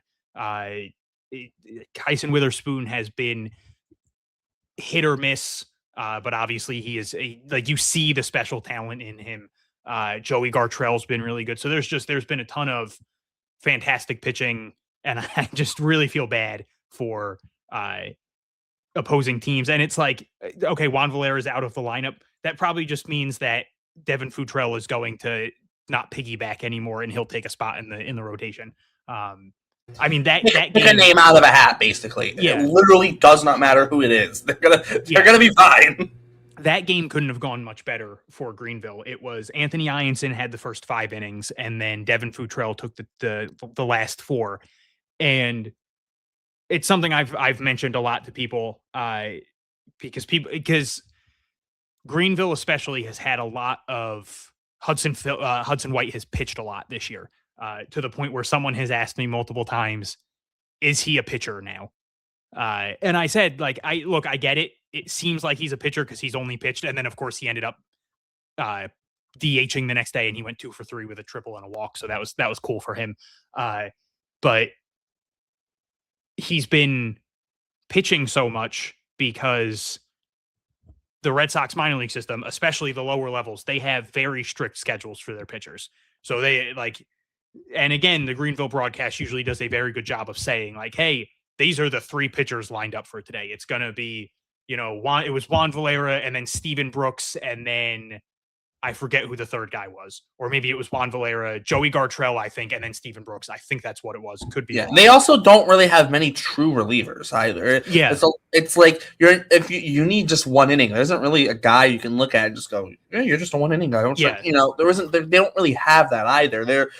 Most of their pitching staff is starters and piggybacks, and even if you go into like their quote unquote bullpen, like Sox prospects has Austin Ehrlicher in the bullpen. Austin Ehrlicher is not going out there for one inning, right? He's going out there for multiple innings, right?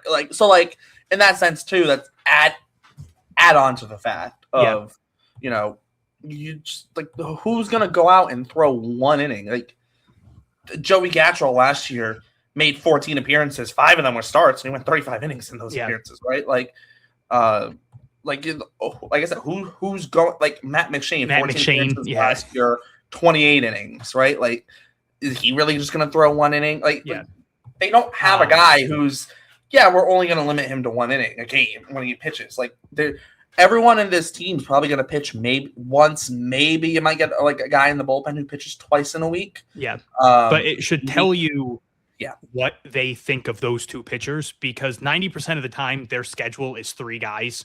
It's, again, I'll use the example of Juan Valera, Joey Gartrell, Steven Brooks. Their schedule for that game was Anthony Ianson and Devin Futrell, because they trusted that those two would get through 9 innings without hitting their pitch limit. And they ended up throwing a Maddox, like combined. They combined, the game shutout crazy in under 100 pitches.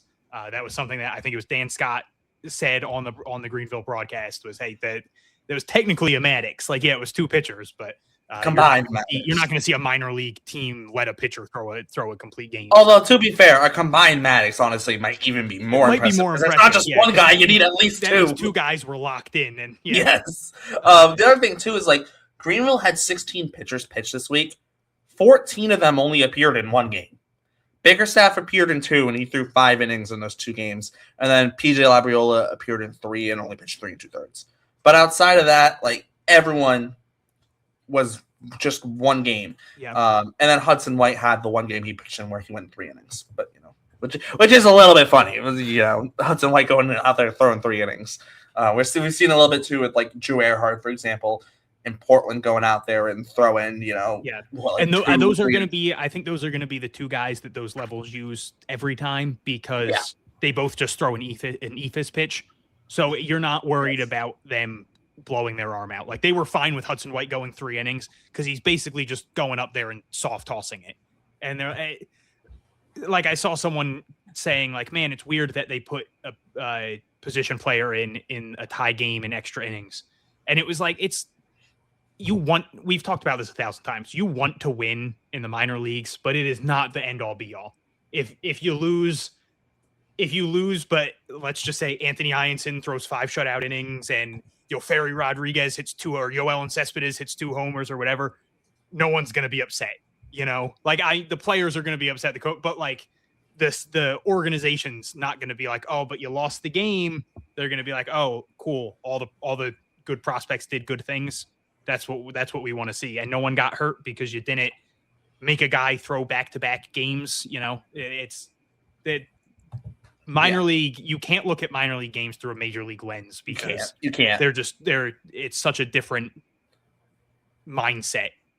Like, again, these guys are all development is pillars. Winning's nice, but at the end of the day, you're trying to get your players to the big leagues, especially at those levels. You are especially like Greenville, you are focused on that development. Like, winning games, great and all. We saw it with Greenville winning the South Atlantic League a couple years ago. Like, it was great, but development's what really matters at that level. And the other thing too, like, you look at Double A, you have a couple guys like,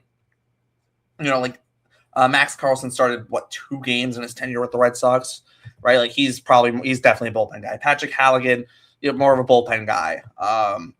Even trying to think, there was one other guy that I had. Portland, I feel like there's definitely a little bit more relievers in Portland. Like, Joe Vogatsky's technically in Portland now. Yes. Jorge Juan's in Portland. Yes. Cade Feeney's in Portland. Yeah, yes. There's a lot more. These guys are definitely relievers. Yeah. Whereas like Greenville, you look at like I said, like Jojo Ingracia, probably a reliever long term. But as of right now, he's still going to go 2 to 3 innings when he pitches. Yeah. Which, I mean, and that's something I got a couple questions on when I posted that Valera got hurt. I had a couple of people asking, do they just make him a reliever because of the injury risk? They're not going to do that until they 1,000% have to, because Juan Valera as a starter brings your organization so much more value than Juan Valera. Like he's 19, 20 years old. They're not going to consider that until it's literally the last option. Yes. Like he is a starter until he cannot be a starter anymore. Literally. And I mean, like, why do you think Brian Mata got so many chances to start? Yeah. And right. Like, and Valera's stuff better than Brian better. Mata. Yeah. It's better. Right. And like he got hurt this game in the second inning. Like it's not like, oh, he got hurt because he was at 85 pitches. If he got hurt there, he was going to get hurt even if he came in the seventh. Like that wasn't changing anything.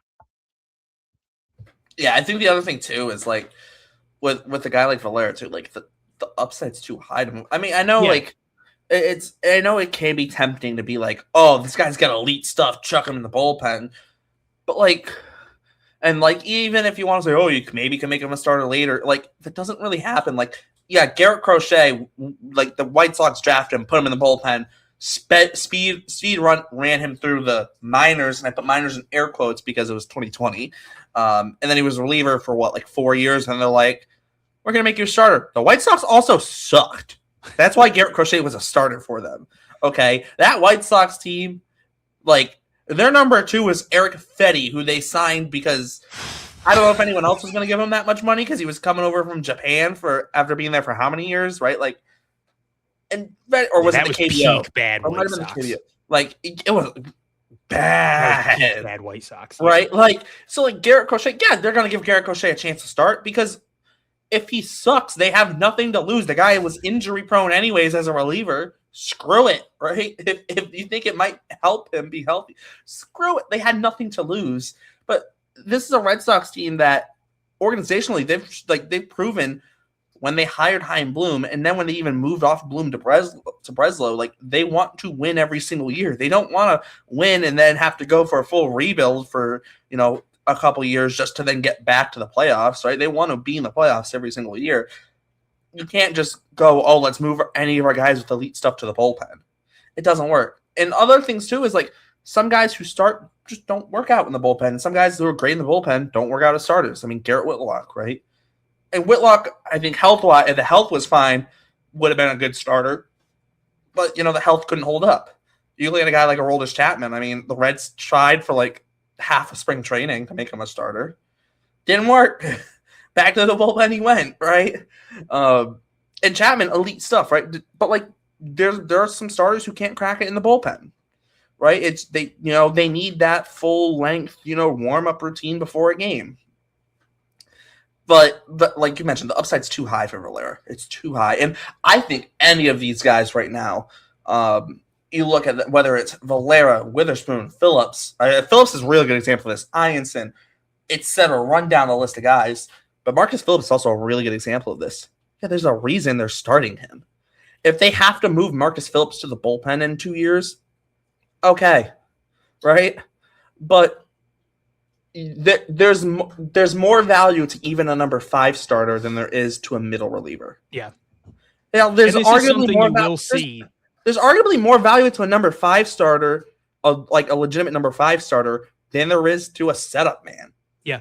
Right? Because at the end, like a good setup man might get 10 million, might in free agency. A good number 5 starter right now is going for like 10 to 15 million in free agency. It's the market. I mean, hell, Patrick Sandoval was injured, and the Red Sox gave him like 15 million for 2 years. They gave him money to rehab. They gave him money to rehab, and they're paying him and what, they like had 9 done it, million? They did it the year before for someone else, and I can't think of who. And then they ended up cutting him. They did it with Michael Fulmer, but I don't even think that's who I'm thinking of, though. No, it's not Fulmer. Because he ended up pitching for the Red Sox technically. So. Oh, it was Liam Hendricks. They did it in the bullpen. Yeah, like it got to a point where people were getting mad because the Red Sox kept doing it, and they were like, "Can we sign real people and not people who aren't going to pitch for 7 years?" Yeah, I feel like there was another one, but I can't. Yeah, so do I. Oh, James Paxton, that's who it was. Oh yeah, yep.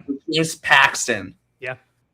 Who, which, but like that, it is funny though because like you look at like, you know, that like you look right now and you look at, I mean, Cutter Crawford. If you put Cutter Crawford on the open market, that guy's a bona fide 4 or 5 starter. Nothing more, nothing less, right? Yeah. When he's healthy, like that is a 4 or 5 starter. On a good team, really should be the 5 starter. He'd probably get a bag. He would. Some team would give him like 4 years, $50 million. Yeah, I would put money on it. yeah, right. Absolutely. Like, so like, there's so much more value to even if Juan Valera is a middle of the rotation guy, then even like, yes, he could be an elite closer. An elite closer is maybe 20 million, at like best. A middle of the rotation starter is easy 20 million. Look at Michael King. Yeah. Right? Sonny Gray. Guy went from a good setup man to a good, but like not insane starting pitcher. Like on a World Series team, he's probably a 3, maybe even a 4 if it's like a legitimate World Series team. Right? With a really good rotation. Like if you put Michael King on the Red Sox, he's what, the 3 or 4 probably? Probably like, the 4. Probably the 4. Like if we're counting like I feel like Sonny people Gray's are gonna people are gonna judge because the Red Sox pitching staff is kind of under. Yeah, but like but like ideal, like going thinking like Crochet, Suarez, Sonny Gray, Michael King. Probably Sonny Gray just for the track record, and then what? King's the 4, and you still have Bayo, right? There's even an argument where you would put Bayo or early over King. Yes, that's what. But like Michael King's making what, 25 million this year, right? Like, yeah. and that's like. That's why you keep a guy like a Valera a starter. And that's why Marcus Phillips is a perfect example. Jojo Ingracia, right? This is a guy who, in all honesty, probably isn't going to be a starter. But that's why they still want him throwing 2-3 innings in appearance, right? Especially if the health. Because if it works out as a starter, that is infinitely better than lefty specialist in the bullpen. If it works out, that's awesome. And it's so much easier to transfer someone to a reliever than build them back up into a starter. And Cutter Crawford's like the perfect example right now. Cutter Crawford and Patrick Sandoval are both perfect examples of like, if they're healthy, like exactly. Like their value comes from being starting pitchers because right now with the Red Sox team, they are starting pitching depth. When they're healthy, that's where their value comes. Their value doesn't come from let's just chuck them to be the mop up guy in the bullpen. There's no value in that, right? Their value is, hey, you need a number 5 starter. Here's 2 guys that can do it for you, right?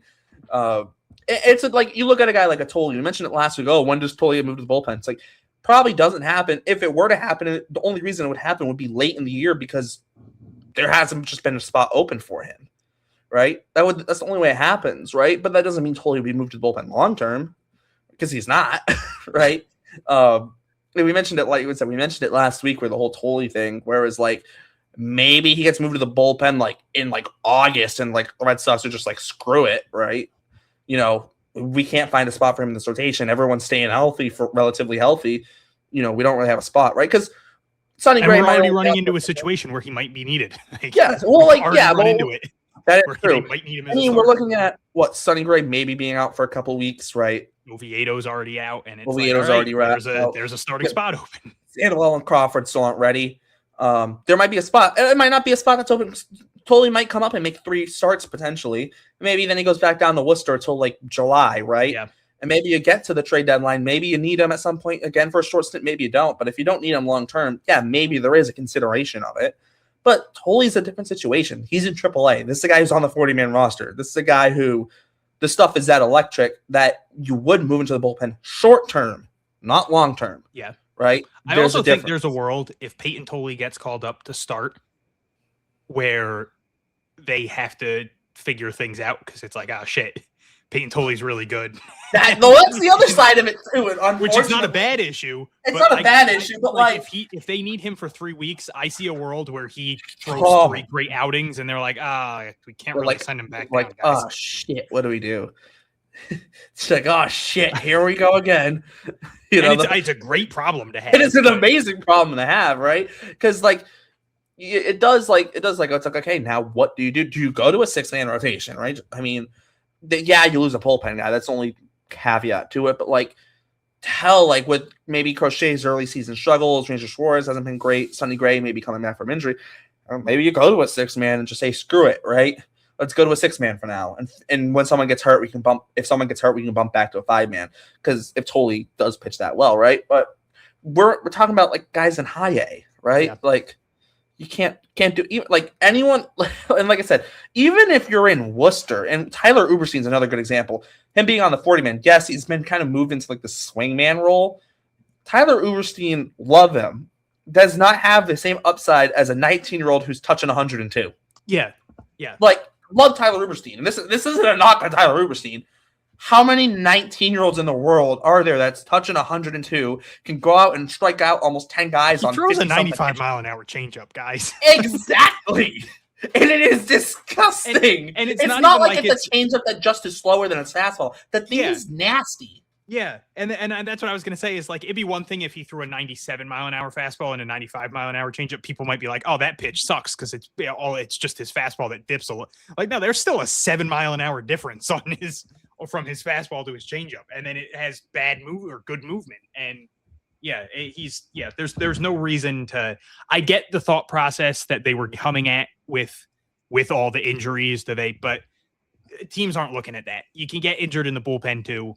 You're not looking at bullpen pitchers don't throw that much different than starters because you're still doing bullpen days and like you're still soft tossing and like they're still doing the same things. It's just on game day. They don't throw as much. Juan Valera, if they moved him to the bullpen, he'd probably still have like a 30 to 40 pitch limit. Like it's not like they would have him do one inning. That's not much different than the 55 pitch limit he has now. Like it really wouldn't change much. I get the thought process, but I don't think that that's anything fans have to worry about until he's in double or triple A and they're figuring things out, which I remember 2023, maybe I went to a double A series in Reading and I was talking to Chris Murphy and I was asking him because like he started a game and then came out of the bullpen like the last day of the series. And I was like, hey, what was that about? And he said, like, that's something they wanted to do at the time was try out a bunch of different people in the bullpen because they realized that they needed bullpen help in the majors. So they were like, hey, let's see which of you guys are going to, maybe. And at that time, no disrespect to any of them, obviously love Chris Murphy to death. That's my guy. But none of them were considered like these franchise-altering starting pitching prospects. Right, so they you're were not fine, 19 going 102. Yeah, exactly. Like, so they were fine being like, even Marcus, see if even the to like works. The Marcus Phillips side of it too. Like Marcus Phillips is a guy who like can throw upper 90s, right? Like in potentially 3 pitches, potentially if everything pans out right. Like you could look at Marcus Phillips and go like Marcus Phillips, like everyone talks about like what these players might be. Like Marcus Phillips' ceiling is a legitimate starting pitcher. Yeah, is like legit. It's could like be a number frontline 2 starting pitcher. Yeah. Yes, he could be a frontline starting pitcher if everything goes right for him. Now, odds are not everything's gonna go right, and it's funny because we like there's certain guys that we say like, their ceiling might like Willier when the Red Sox traded for him. It's like, oh, his ceiling is maybe a platoon guy, and we look at Willier now, and it's like a really good like strong side platoon, and now we look at Willier, and it's like, oh yeah, this guy's ceiling might be an all-star. Right. Yeah. It's this guy should be like, playing every day, and he's won multiple Gold Gloves and he might win a Silver Slugger. And yes, it's crazy, right? But like Marcus Phillips, legitimately, like I think like your 100th percentile outcome for Marcus Phillips is a like really, really good number 2 starter. Is that going to happen? Not necessarily. 99.9 percentile. Because my argument is always the 100th percentile for anyone is the best player in baseball history. But well, I don't know if you're passing Shohei. They've all made it into professional baseball. So anything could happen. No, 100th percentile is second best behind Alex Rodriguez, prime Alex Rodriguez. You never know. No, it goes prime Shohei, everyone else. It's I'll give him the edge because of pitching, but pitching and hitting. I mean, anyone come on, that was there for prime Barry Bonds. That was a fun time. Yeah, but the argument some will make, I will hear no Barry Bonds as a player slander. Hey, he apparently was a dick. I am a Barry Bonds Hall of Fame guy. I think he absolutely should be a Hall of Famer. But roids, blah blah blah blah. y'all weren't growing complaining up, when he was though, hitting. getting to see Barry Bonds from the left, and I'll be biased here and say Manny Ramirez from the right because he had one of the prettiest swings of all time. Yes. Incredible. So much fun to get to watch players like that. I don't give a absolute garbage about steroids. Everyone was taking them at the time. That's also true. That's why players like Jim Thome and Pedro get so much love, because they were never even like sort of linked to steroids. But like, you could link 99.998% of players in that time to steroids in some way. Now, was Manny stupid and he got busted multiple times late in his career? Sure. It's why he's never going to get into the Hall of Fame, which is dumb. It's why Alex Rodriguez is never going to get into the Hall of Fame. It's why Barry Bonds got busted multiple times. Until he's like maybe 80. Right. But the thing with Shohei, like, I don't think I want to talk. Like, Shohei's a top. Yeah, like, it's going to be really hard and to top beat a 5 guy pitcher who when has he's Cy on, Youngs. arguably. Yeah, a guy who's won a Cy Young and also has a 50-50 season. Like, like Shohei that's such an legitimately, like, unreal stat to think it's so unreal. Like, Shohei, like, legit, like, do you think he finished like 4th in Cy Young voting in 22? I think it was, or something like that. Like, a guy who has a 50-50 season hitting and a top 5 Cy Young finish. Like, stupid, right? So you like obscene. Yeah. It's bump off a show, but yes, but like I guess you could say 99.9% percentile for Marcus Phillips, because 100 percentile is probably being the second best player for everyone behind Shohei. Also, Jake, if you're still listening, this is why our podcasts take 10 years. This definitely is, because somehow we got into talking about Shohei and Barry Bonds and Manny Ramirez. But hey, it goes back to the point of like, you don't know what these guys are going to become, right? Yeah. I mean, hell, when Shohei came over, like, there were like, even after one spring training, it's like, oh, he needs to pick one and not do the other. And like, look at Shohei now, right? Like, we're talking about a guy who is arguably, like, not arguably the greatest athlete in like American sports history. Like, who are you putting against Shohei? Like, you want to put LeBron or MJ? Like, okay, like, if you want to go like peak athleticism, like, yeah, you can throw in like a Bo Jackson, right? Or even like a Dion in some sense, right?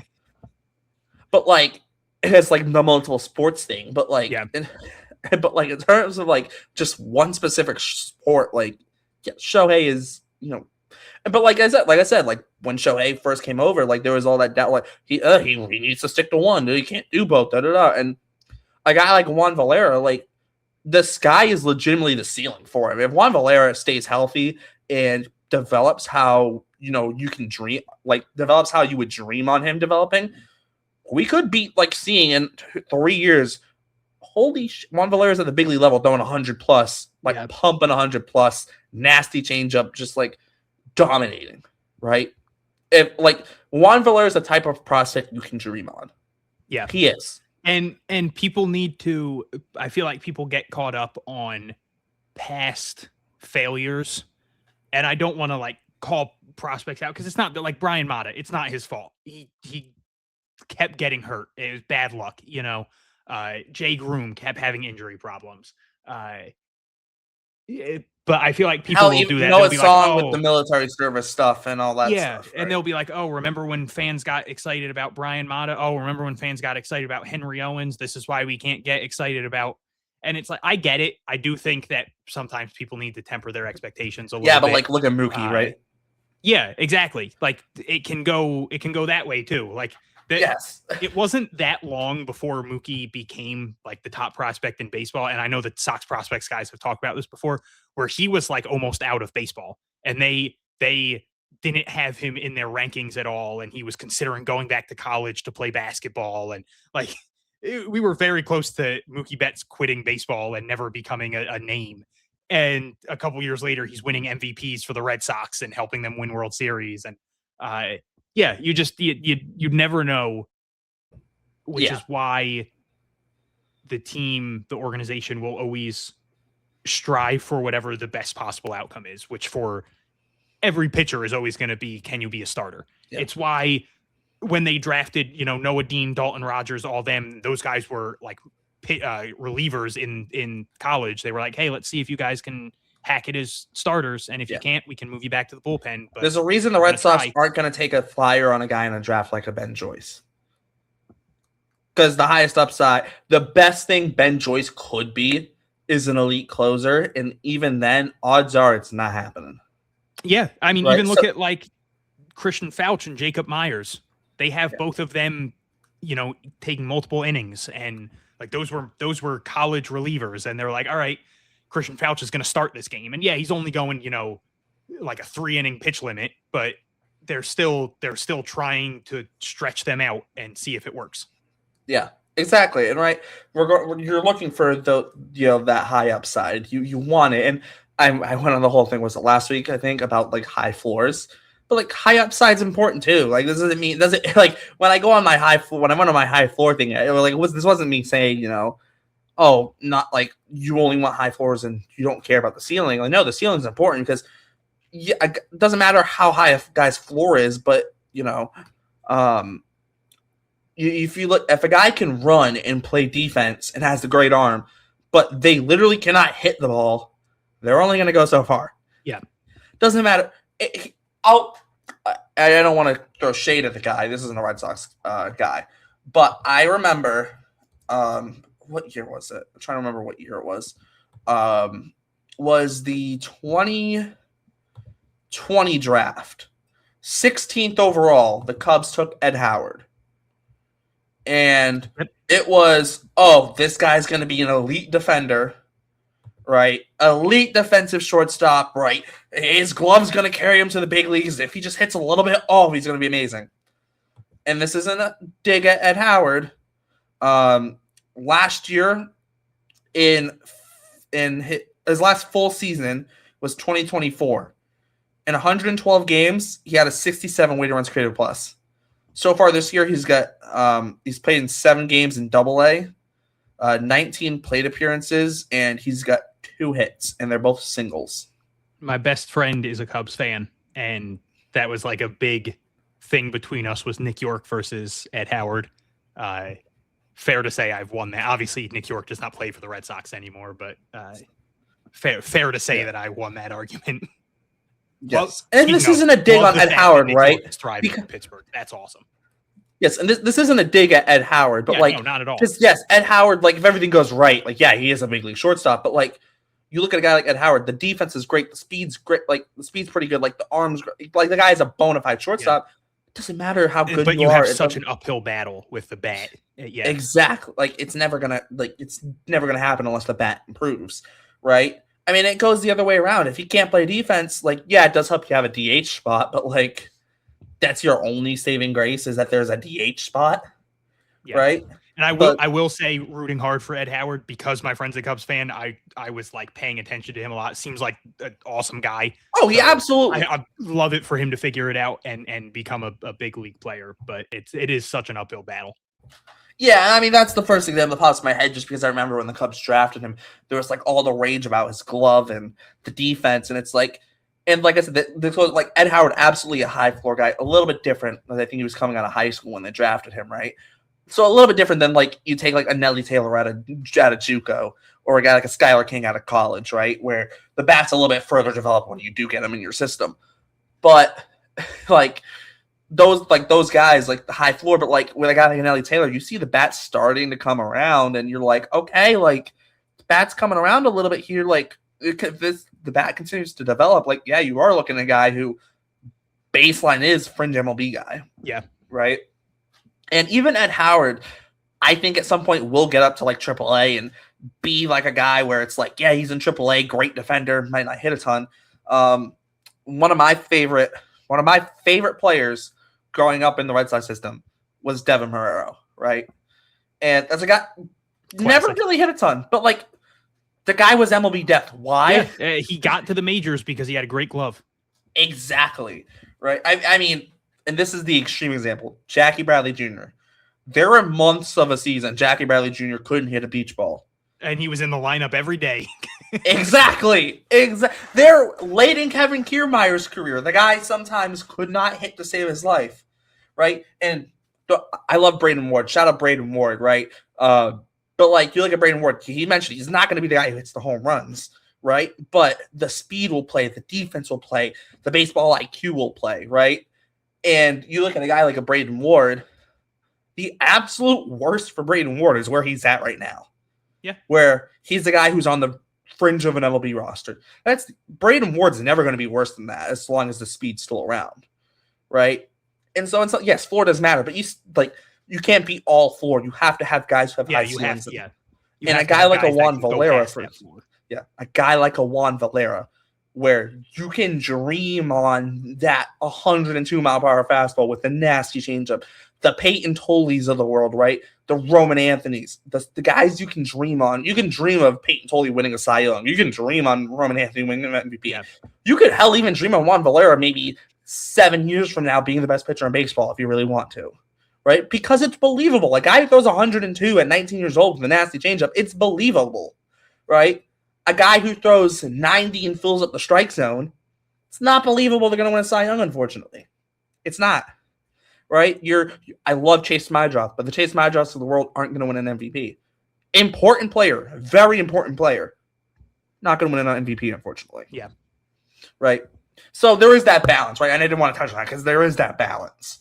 And speaking of balance a little bit, I do want to bump to the hitting side while we're kind of discussing some of the guys in Greenville. Talk about some guys you can dream on. Yoel Cespedes and Yoferi Rodriguez both had 2 homers this week. Those are both guys. Both had 2 homers in the same game. Yes. Very high ceilings for both of those guys. Those are both. This Greenville team, I'm telling you. It's fun. It's fun. It is a fun team. And we'll get to another guy with a stupidly high ceiling in a little bit. But his name's Franco Nares, if you weren't aware.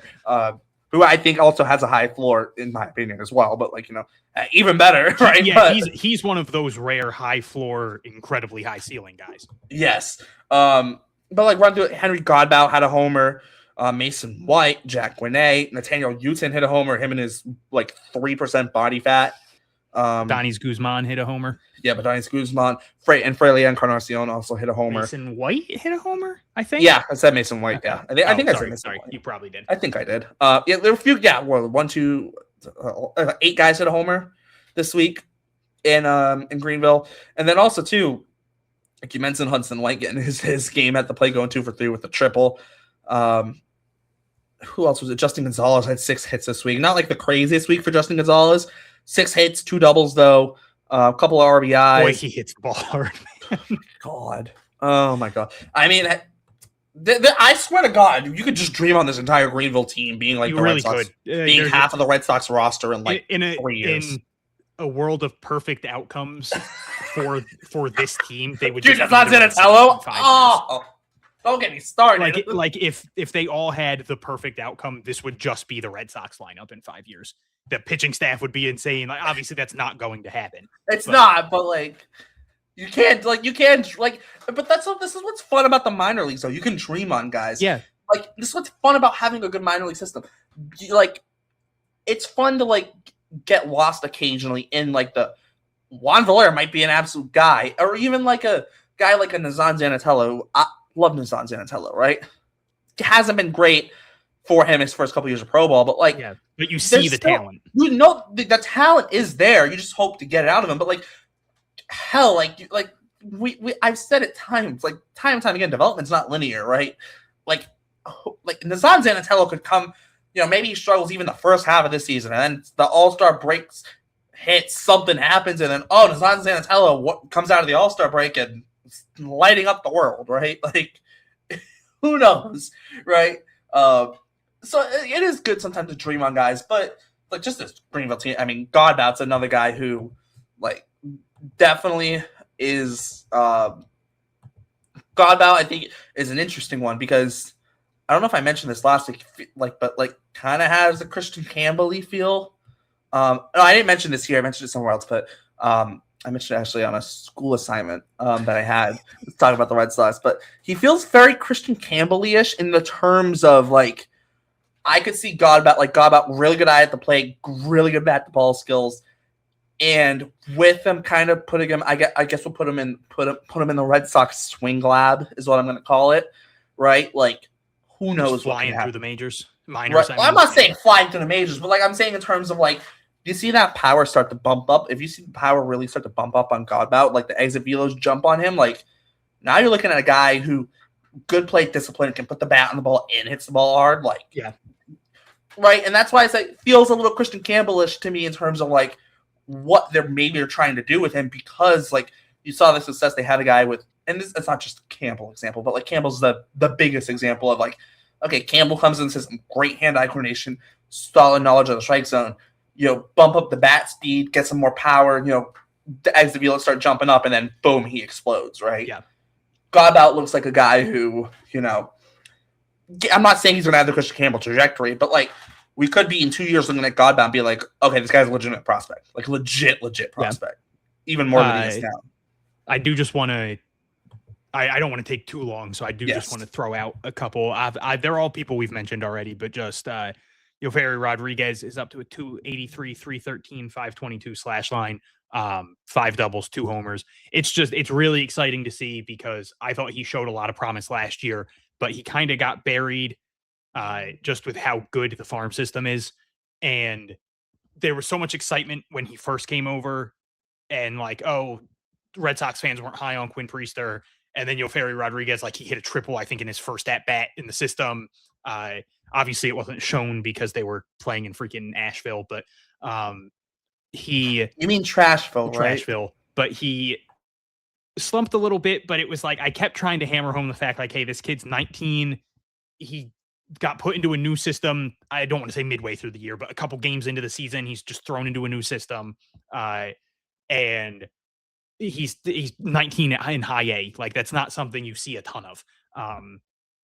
So it's just also really good to see the tools coming together, because he is an incredibly special talent, and he's still going to be buried prospect wise just because this system's so loaded. But he 100% could be a breakout star. Also, on a guy like Yoferi too, and this is part of the thing with like, yes, you can dream on a guy, but that shouldn't be your expectation, right? Yeah, you have to balance it, right? And I that's what I feel like we do try to do that. We try and focus on the positives here, right? Because like we don't want to. Your guy has a rough week. We don't want to crap on him, right? Everyone has their rough weeks. But like Yoferi definitely is one of those guys you can dream on. But you do want to keep the expectations realistic, right? Yeah, we're not expecting Yoferi to blow up or anything. Could I see it happening in some world? Absolutely. But like I'm not going to expect it from him, right? But Yoferi if he continues doing like what he's done, what he did this past week, like it's gonna be. It would be a really, really, really good year for him, right? Obviously, do we think he's gonna hit 2 home runs every week? No, that's not realistic, right? But he keeps having good weeks, right? And it's a guy who, you probably will see in Portland by the end of the year, and as a guy who, the future will look bright for, right? I do want to speak on Asheville real quickly, though. You mentioned Asheville. I said I was gonna mention this in our group chat. This past Wednesday, I don't know what. I was just scrolling through the TV and like couldn't find anything. I just saw tiny house hunting, and I'm like, oh, what the like, okay, whatever. Just put it on. Some guy there looking to buy a house, and he was in Asheville, North Carolina. And I'm like, bro, this guy's in Trashville looking for a tiny house. I'm like, bro, you might as well just buy a like trash can. SpongeBob had like a pineapple fall? Get a trash can to just fall, big trash can, boom. There's a tiny house, dude. I said I was going to talk about it. Okay, I gave this warning on Wednesday. This is Wednesday at 2:10 in the morning when I sent this to the group chat. But then Yoel Cespedes, really great first week, struggled a little bit the second week, awesome third week. 288, 351, 538. He's got 7 doubles already, 2 homers. Just with him, I think the important thing to remember is there was a point in time where he was a top 100 prospect in baseball. There was a point in time where he was rated higher than Franklin Arias, and then he got hurt, and Franklin Arias went crazy. So like they're 100% a guy to keep an eye on, because we're not very far removed from him being considered a top 100 prospect and someone who like 99% of prospect outlets were like, hey, this guy could fly up the charts because the hit is so real. Adonis Guzman, 4-game hitting streak. Genuinely seems like a really intriguing bat to watch as a catching prospect. Still don't really know what's going on with Johan Fran Garcia. And then Mason White also has a 4-game hitting streak. Three of those games are multi-hit games. He has been phenomenal. He's been Greenville's best hitter this year, probably.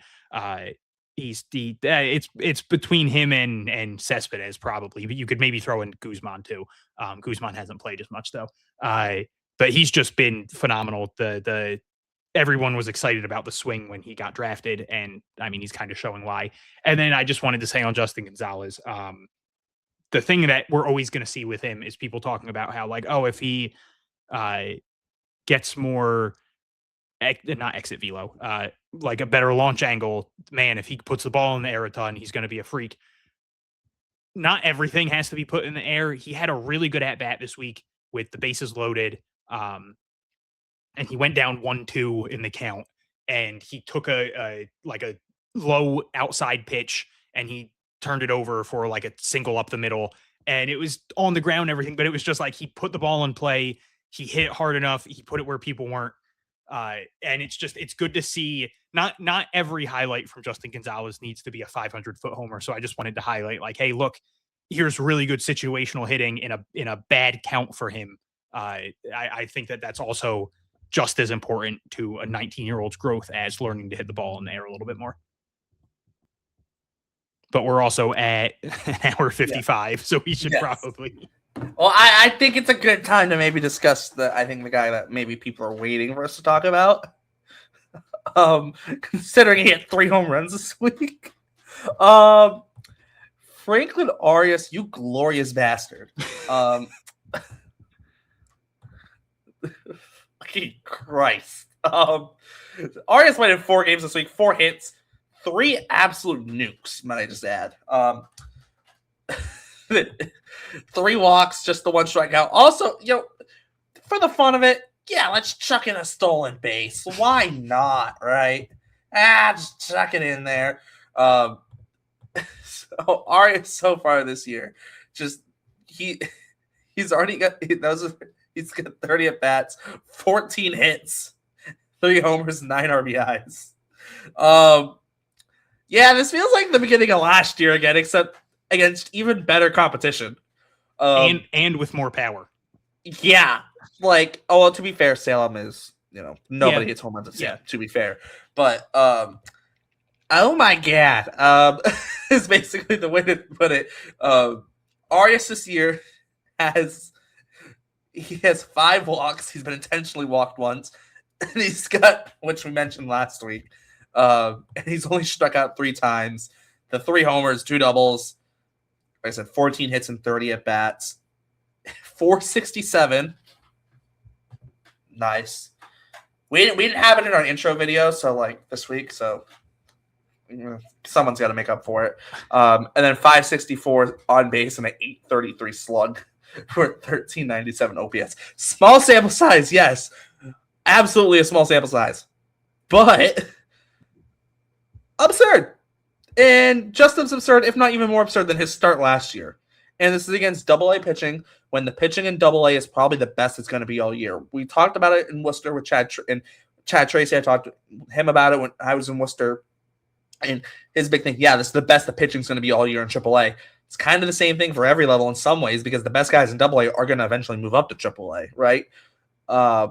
Once that big league depth moves up to the big leagues. So to him to do this against the level of pitching in AA right now, very, very, very, very, very, very, very good sign. And if there's anyone you want to dream on in the Red Sox system right now, Franklin Arias might be your best bet out of guys who haven't made their big league debuts. And he that absurd stat line, I think, gets even a little crazier when you consider he got hit on the wrist with a pitch in his last at bat on Friday. And then Saturday they DH'd him and he went 0 for 4. It was 4 not very hard hit balls. And then he didn't play Sunday. And I feel like that was kind of like he told them he was fine. And then they were probably like, hey, man, there and was like, maybe not. That's not the quality of contact you've been making all year. We're going to sit you because you're one of the best prospects in baseball. And there's no reason to, in my mind, Franklin Arias convinced them to let him play on Saturday, and then they were like, probably not worth it to keep playing. They tried pulling the Marcelo. Yeah, exactly. I'm ready to coach. I can go. I'm ready to go. goes out there. Okay, maybe you're not. It Well, was you're not good going to out there. see- It was good to see that he was healthy enough to play. Yes. Like he was healthy enough that he could, at the very worst, trick them into thinking he was more than good enough, and he could swing a bat and he still made contact. And like the fact that he didn't strike out that game is incredible. Yeah. But, Yeah. I mean, you take out those 4 at bats, right? That's what 4 for 9. Like, like I said, Yeah. like you want to dream on anyone in the system. Like, Yeah. it's Franklin Arias. The other thing too, just like those home runs weren't just like wall scrapers. They smoked them balls. Yeah. The last one was 440 feet, 106 miles an hour exit velo. That's absurd. Crazy. That's big. That's a big boy homer. That's not. Yeah. Like literally, and it's funny because, you know, like I made the comp to like last year. I mean, a lot of last year and early this year. Like I've said, like the Bogarts thing where it's like he doesn't have an elite skill, and by scouting like reports and like whatnot, the hit tool isn't elite. It's good, but not elite, right? We might start getting into that conversation of maybe it is an elite hit tool, right? I think we're going to start finding ourselves in that conversation at some point. The one thing I will definitely mention too with Arias, it's very interesting. MLB Pipeline, which is kind of like, I don't want to say the casual fan, but the fan who doesn't want to pay for like Baseball America and whatnot, MLB Pipeline's their go-to for like prospect stuff, for like just general MLB prospects. And in the top 100, Franklin Arias, I think, is 27, and George Lombard Jr. is 28. And it's very interesting because they're both very different players. Yeah. Very different. Arias a little bit more all around. Lombard, hit tool might be a question mark, but there's definitely more power there, arguably. By like, they're 26 and 27, not 27 and 28. Lombard has like the higher thought of like, has the higher scouting grade for power, whereas Arias has the better hit tool. Defensively, they have the same. Arms the same. Arias' run is slower. Arias did slow down a little bit last year run-wise, but it's not like he's slow by any means. He's just not going to be like an elite runner or anything. I'm fine with him being Xander Bogaerts on the base pass, where it's literally like he's not going to hurt you, but don't expect 30 steals. I'm fine with that. No, which is totally if you're fine. Hit 300 and do everything. Yeah, like then you don't have to be great at everything, right? He's not slow. He's just not fast, like, which is totally fine, right? It's interesting because Lombard also a little bit bigger, right? A little bit bigger. Being I think he's like 6'2", 6'3", something like that. But it is interesting. Obviously, the Red Sox Yankee kind of thing there is funny. But like Arias is legitimately making a case. Like they might have him ranked at 26. We get to the middle of the season, he plays like this, he's going to be in the top 10. Yeah, like easily. Like and like if the power is like this power, like little power surge we saw this week, if this is like a legitimate thing for Arias. Because like when last year was he hitting balls 440? Yeah, and I mean he did put on muscle this offseason. So like, do I think he's all of a sudden going to be a 35 home run hitter? No, but I do think he's probably raised the home run ceiling a little bit. And now maybe instead of talking 10 to 15 homers, he's 15 to 20, or maybe 15 to 25 if he has a really good season. Like, which is in your Bogarts if you told me Franklin Arias will be a 300 hitter and get you 18 homers a season, sign me up to a 15-year contract right now. Yeah. Like, give me that. Give me that. Hell, not even 300. Even if you want to say 280. Yeah. Like, give me a great defensive shortstop who doesn't strike out and can walk. Yeah, absolutely. I mean, like, I love Bo Bichette, right? Don't get me wrong. Like, I love Bo Bichette, but Bo Bichette's not like this world beater of a player. Very valuable player, not a world beater. Yeah. And people were oh, how much money is Bo Bichette going to get in the offseason? How much money is Bo Bichette going to get? How much money is Bo Bichette going to get? How much money is Bo Bichette going to get? Like, yeah, Bichette ends up getting 3 years, $126 million, right? It's not like, it's a lot more high AAV, not super long term. But there were like rumors like, does Bichette get close to $300 million, right? Bichette's not a world beater, right? But like, very good player. And it's funny because like the shortstop position right now in the big leagues is so crazy that like even if you're a top 20 shortstop, you can make an argument for a $200 million deal. Yeah, that's how deep the shortstop position is right now in the big leagues. It's crazy, right? But like Arias legitimately is you're looking at a guy who is showing the potential to be in there as a top 5 to 10 shortstop in baseball, if not even better than that. And that's saying something because your top shortstops in baseball are like the best players. And Bobby Witt is up there, Frankie Lindor. You get your like Ellie De La Cruz's, Gunnar Henderson's, Corey Seagers, right, of the world. You get all those guys. And like you can very much see Arias like in maybe in like 4 to 5 years, where some of those guys start to come away. Obviously, you'll get your guys jumping in like a McGonigal, Connor Griffin, etc. Right? And other current guys in the big leagues, like maybe like a Mason Wynn or or Jeremy Pena, kind of take Geraldo Perdomo, who had a really good year last year, right? But like you could very much see Arias getting in the mix with those guys, especially if this power bump is a legit thing, right? Because when I say power bump, I don't just mean home runs. Like, yeah, the home runs might increase slightly, but like you're also just looking at more extra base hits, more balls that are driven into the gap that you're getting doubles on, right? And Fenway is a doubles haven, right? Fenway is a hitter's park, but it's a doubles haven, right? You can really play the gaps. Yeah, and he's got the speed where he could play with the Green Monster and get a lot of doubles. Yes, like, exactly. Again, he's not crazy fast, but he has enough speed where he would hit a lot of wall ball doubles. Xander Bogaerts, people. I know Bogaerts is bigger, but like Bogaerts, like I don't want to be like, oh, he's a doubles merchant, but he kind of was a doubles merchant, right? Outside of the juiced ball year, right? Because that everyone hit. I think I could have hit a home run with the juice balls. Like that's how stupid it was. Because that year Bogaerts hit 33. Outside of that, Bogaerts' career high was 23 outside of the juiced ball year, right? But like Bogaerts, like you look at his numbers, like you look at his doubles, like 2019 juiced ball year hit 52, but like the year before he hit 45, right?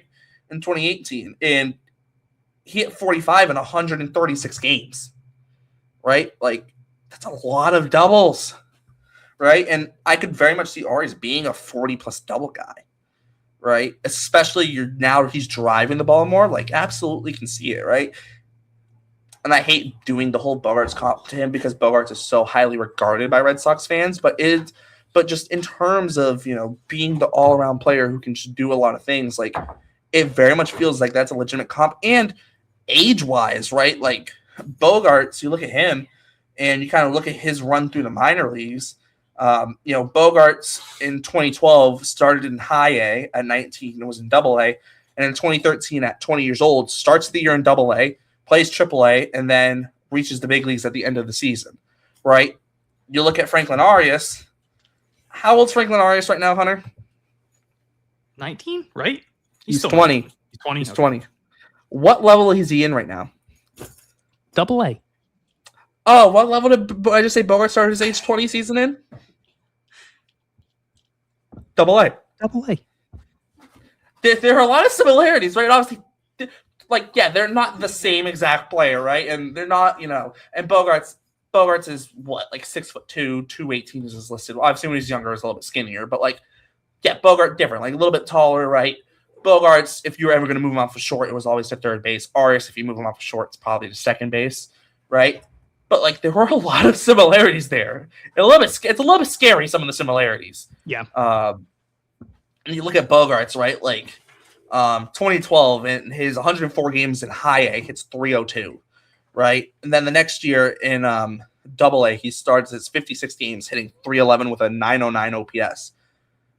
I mean, 50-something games into this year, could I see Franklin Arias putting up similar numbers? Absolutely, right?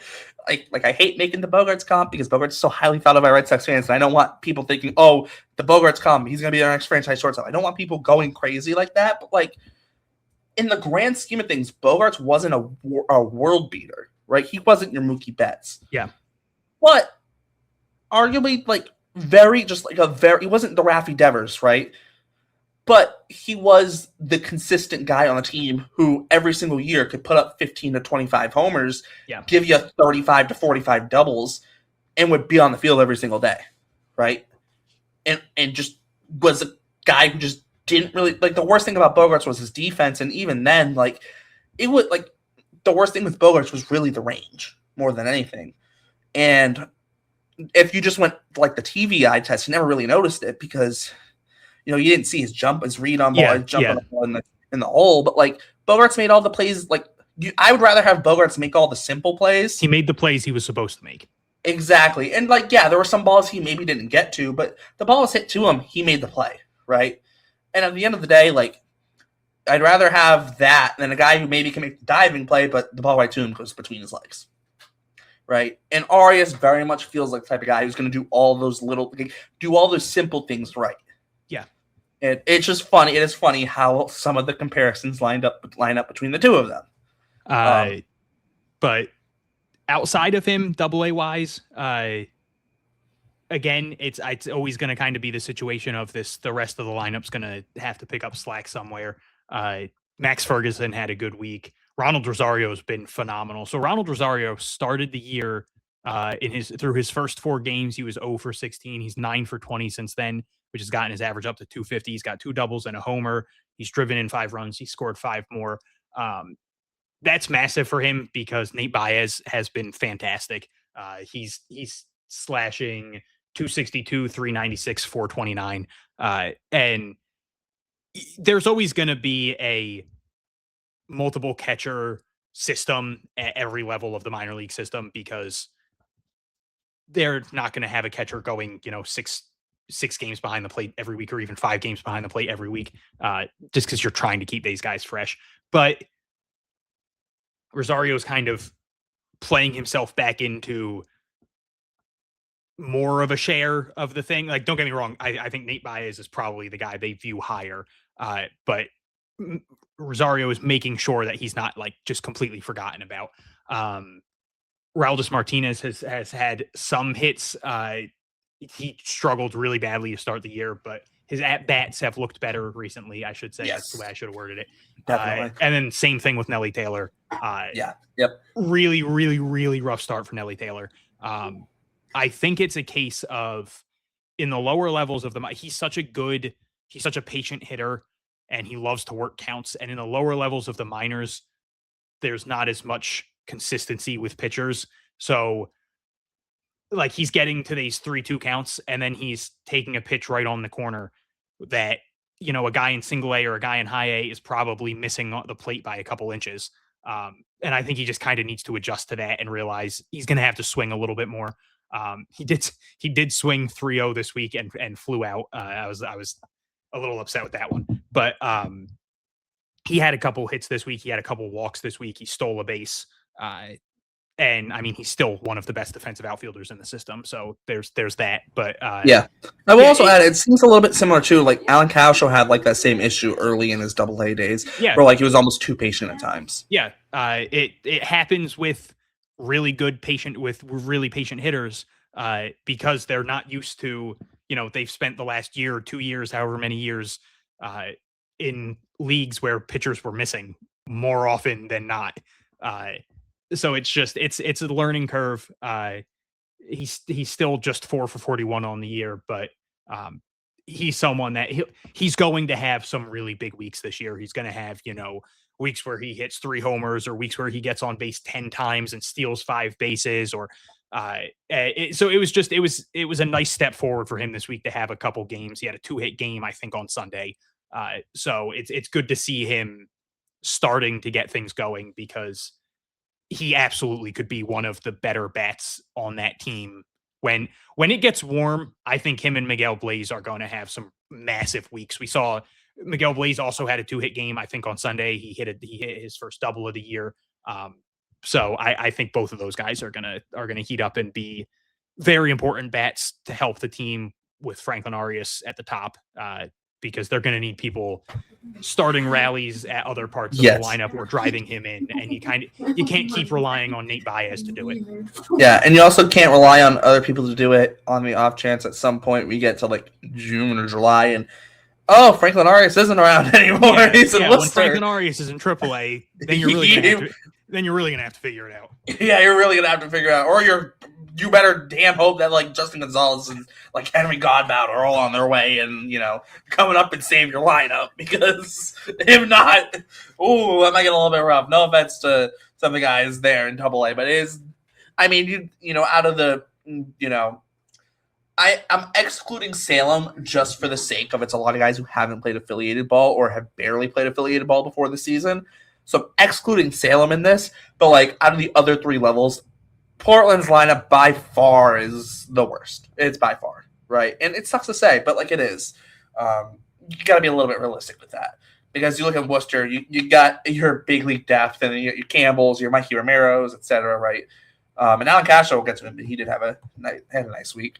And then in Greenville, obviously, you run down Llewellyn and Ferry both having 2 homers, and Godbout and Justin Gonzalez and Mason White, and it is definitely Maximus Martin hasn't even played this year. Friend of the show, Maximus Martin hasn't even played this year, right? So you kind of you can start you see where the other lineups the other lineups is not just the top end; it's the other lineups have more depth. Whereas right now in AA, you got Arias, and Nelly Taylor's obviously going to be better than he's been, but and obviously Blaze, we believe will be too. But after Arias isn't a ton, so yeah, there's that. On Portland, we did bring up John Holobetz, but just bring it up again. 11 strikeouts in 7 innings on just 74 pitches, dominant. The only hit he gave up was a homer. Just put that into perspective. The only blemish, basically. I'll take fault for that. I tweeted out 12 up, 12 down for John Holobetz. I mean, he did have a walk too, but literally the next batter after I tweeted that, he gave up a homer, so that kind of felt like that was my fault. I try to not say oh, he's got a perfect game or a no hitter, so I always try to word it a different way because obviously I want people to know hey, by the way, he's doing something really yes cool. Hey, check the hits column. I tweeted that out and then he gave up a homer, so I'll put that on me. That's my fault. I'll send him a handwritten letter or something. But it wasn't just him. Eduardo Rivera, 5 2/3 innings, 3 hits, no runs, 9 strikeouts, and just 2 walks for him, which I think is a big thing for him. Hayden Mullins, 6 innings, 3 hits, no runs, 8 strikeouts, and just the 1 walk, which is huge for him after that first start of the year. Yeah. Hayden Mullins, oh God, it's not just him. I feel so bad for him at this early part of the year because we were having talks about maybe Hayden Mullins should be in AAA, and someone's going to go look at his ERA for the season after 3 starts, and it's going to be 4 something or 5 something or whatever it is. And it's no, it's small sample size people. Who was it that had the unfortunate start in the snow? It was Hayden Mullins. Was it Mullins? Oh, yeah, it was Mullins, and then Jorge Juan came. Oh, it was Jorge Juan who was thinking of. Yes. Yeah, so it was Jorge Juan I was thinking about who didn't get the out. Not the start that came in a relief. Jorge Juan's ERA for the rest of the year is going to be screwed. Yeah. Garrett Crochet's ERA the rest of the year is probably going to be screwed, right? Love Garrett Crochet, but you're not winning a Cy Young, buddy. You're not. Yeah. Hayden Mullins is going to have to carry the rest of this year, that outing, because his ERA probably for the next month is probably going to be in the 4s. Yeah. And it sucks because unless he goes scoreless his next 3 outings, it's going to be in the 4s. There's nothing he can do about it, right? And so that's what it sucks a little bit in that sense if you're kind of just looking at the overall. Yeah, it's numbers. An easy narrative for a box score watcher to be yes. Oh, but he's got a 7 ERA. He must not be good. Exactly. It's exactly. Especially when at least Garrett Crochet has the track record, right? Yeah. And the big league level, right? The other thing, Gage Zeal, 5 innings, 4 hits, two another walks. Big bounce back because he did not have a good first outing. Yeah, 2 walks, the 1 hit batter. Some would say it's more efficient. 6 strikeouts, no runs for him. Who else was it? Cooper Adams in his 2 appearances, 5 innings, just the 1 hit, 4 strikeouts, 2 walks, no runs. Joe Vigaski had a real good 3 1/3 innings outing, which he was credited with the save on that one. Another big bounce back because his first AA appearance, he went 1 1/3 and gave up 8 earned runs. So that was good to see him go out there and prove that he belonged in AA because he didn't pitch for 4 days. I'm sure those 4 days he was dude. Yes, get me out there, dude. Come on. It's need to rebound off that one. But yeah, he only gave 1 hit in 3 1/3 innings, no runs, 2 strikeouts, no walks. But Max Carlson had 2 innings of just 1 hit, no runs. Who else was there? I'm trying to see who else was there. Jedrickson Paez made his AA debut. After making his major league debut. Don't get me started. Do not get us started on that. We need to avoid that. The one interesting note, it wasn't the greatest appearance for him, but Eric Rivera got 5 outs and had 6 strikeouts. Fun stat of the week. An inning and 2/3 with 6 strikeouts. That's a rough one. You gotta feel when for a guy when that happens, though. Yeah. Like, I mean, hey, the strikeout per 9 ratio, the strikeout per 9 ratio is amazing, man. Dude had 6 strikeouts and only technically recorded 5 outs in terms of innings. Well, not even in terms of innings pitched. He only recorded 5 outs, but he got 6 strikeouts. Yeah. That's a rough one.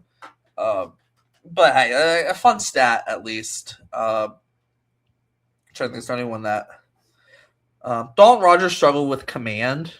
He had the 5 walks, but I will say overall he went 4 1/3 innings. The fact that he allowed 5 walks and still only gave up 2 runs, I think is relatively impressive, right?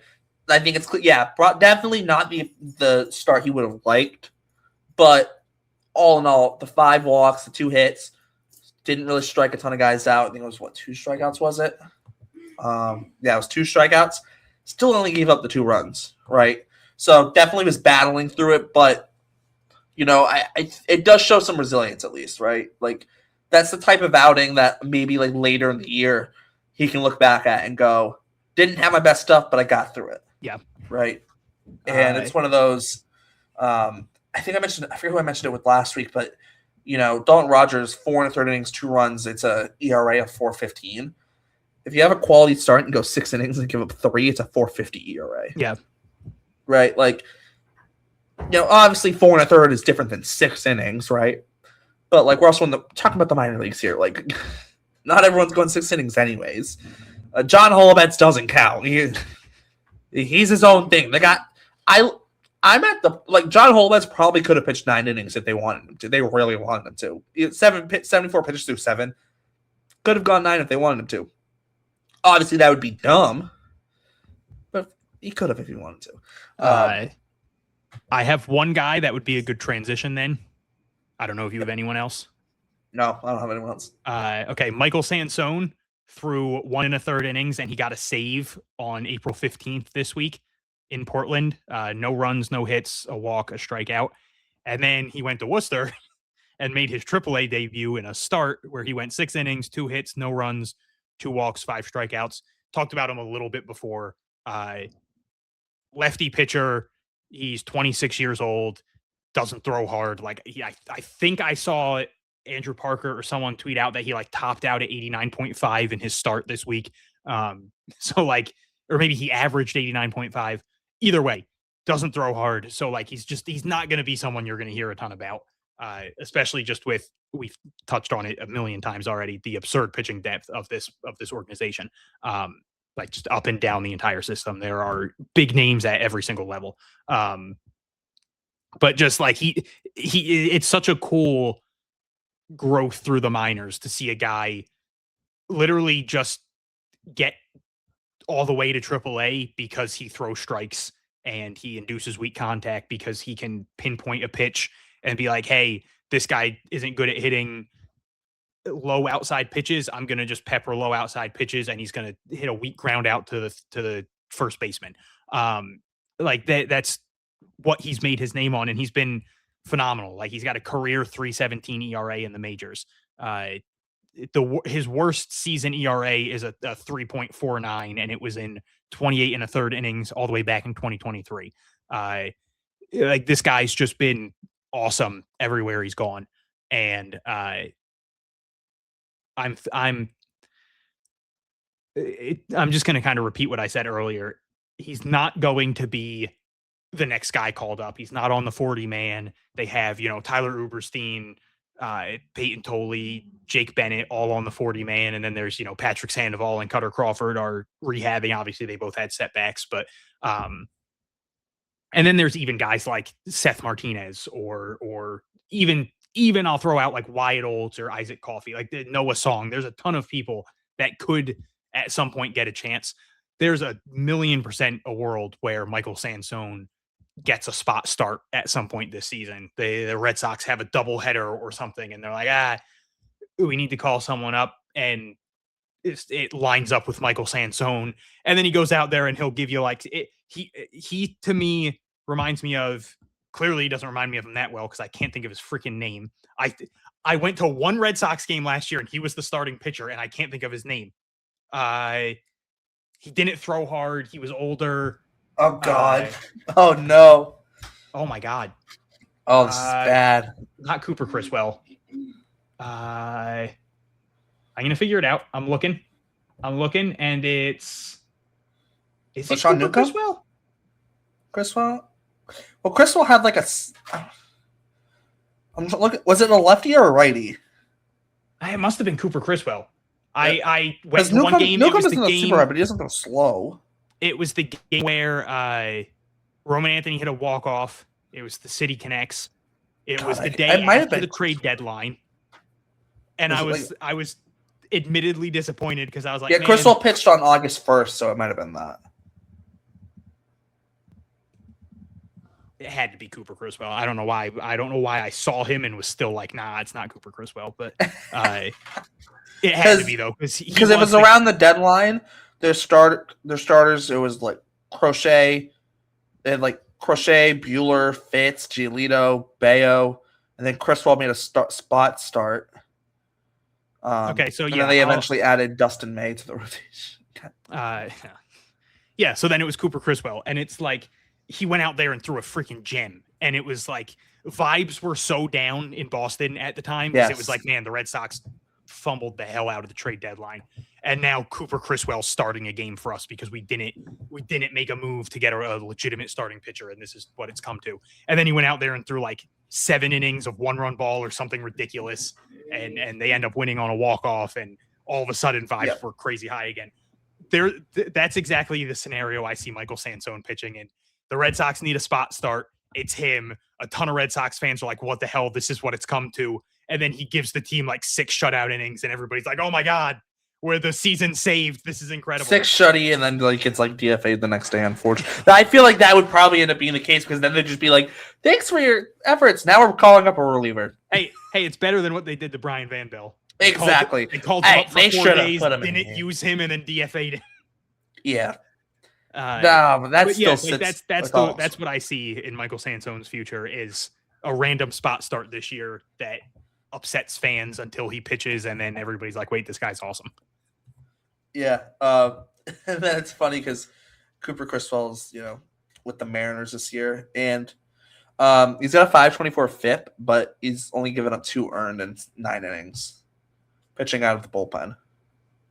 So it's a good ballpark for him. It's like a pitch to contact guy getting to play in a field where you're not going to give up too many homers. That's a good thing. Yeah. It's a good thing. Yeah. And you got Julio Rodriguez in the outfield. That helps. Yeah. Although Randy sometimes is a little bit dicey. Randy can be dicey out there. Randy might be talking to the fans and he might miss the ball getting hit. I love Randy, but okay. Really, really, really quick story. Shout out Jason on this. Jason and I were sitting on where we got standing room tickets for the Monster, and then we moved up because the seats weren't filled. Right? And it was against the Rays, and Randy was playing left field. Every half inning, Randy was out in the outfield, after they'd finished warm up, whatever. Randy was out in the outfield dancing, having the time of his life. He was like talking to fans, or fans were yelling at him, and he was like turning to them or like fist bumping or like flexing or whatever. There had to have been a couple of innings. There had to have been where he probably missed the first pitch of the inning or something. I swear, the guy was always interacting with the fans, always. And it's not like fans were chirping him, and he was just being like an ass to them. He was having fun, right? It was Randy. Instead of Manny being Manny, it's like Randy being Randy. But I could have sworn a little bit dicey out there. Also, outfielders, if you have an outfield, yes, it can get boring, but please pay attention. Please. Fair. Please. I know it can get boring. I remember getting yelled at in coach pitch because I was in the outfield and I was picking dandelions. But we are at 2:30 and we still haven't even gotten to single A, so we should probably try to fly. We've also barely touched on triple A though. Yeah. So pitching wise, Noah Song, 2 outings, 4 innings, 2 hits, no runs, no walk, 2 walks, 6 strikeouts. He pitched really good on, I think it was Saturday. He went 2 2/3, 5 strikeouts. Isaac Coffey, 3 shutout innings this week. Jake Bennett weird start for Jake Bennett. 3 innings, 3 hits, no runs, no walks, no strikeouts. Just wasn't really like it. There were a lot of at bats where he couldn't put the batter away, and it just pitch count went up. Obviously, like I said, no strikeouts. The no walks helps, but just like it was a strange outing for him. But good to see him still get through 3 clean innings. And then I said it last week. The guy's a pitcher. But yeah. The guy's a pitcher. It's funny because we talk about guys you can dream on, like your Valeras and Tollys, where not saying they aren't like they can't pitch, but like they have the obscene stuff, right? Bennett, yeah, he throws mid-90s, but Bennett's not touching 98, 99. Yeah, but you can mix it up. He can mix it up, which is nice to see. The hitting side of things, I think I do want to touch on Christian Campbell, just on the fact 6 hits this week. I know no extra base hits, but the 5 walks is a good thing. He did strike out 7 times, not the best, but those 5 walks were really nice to see.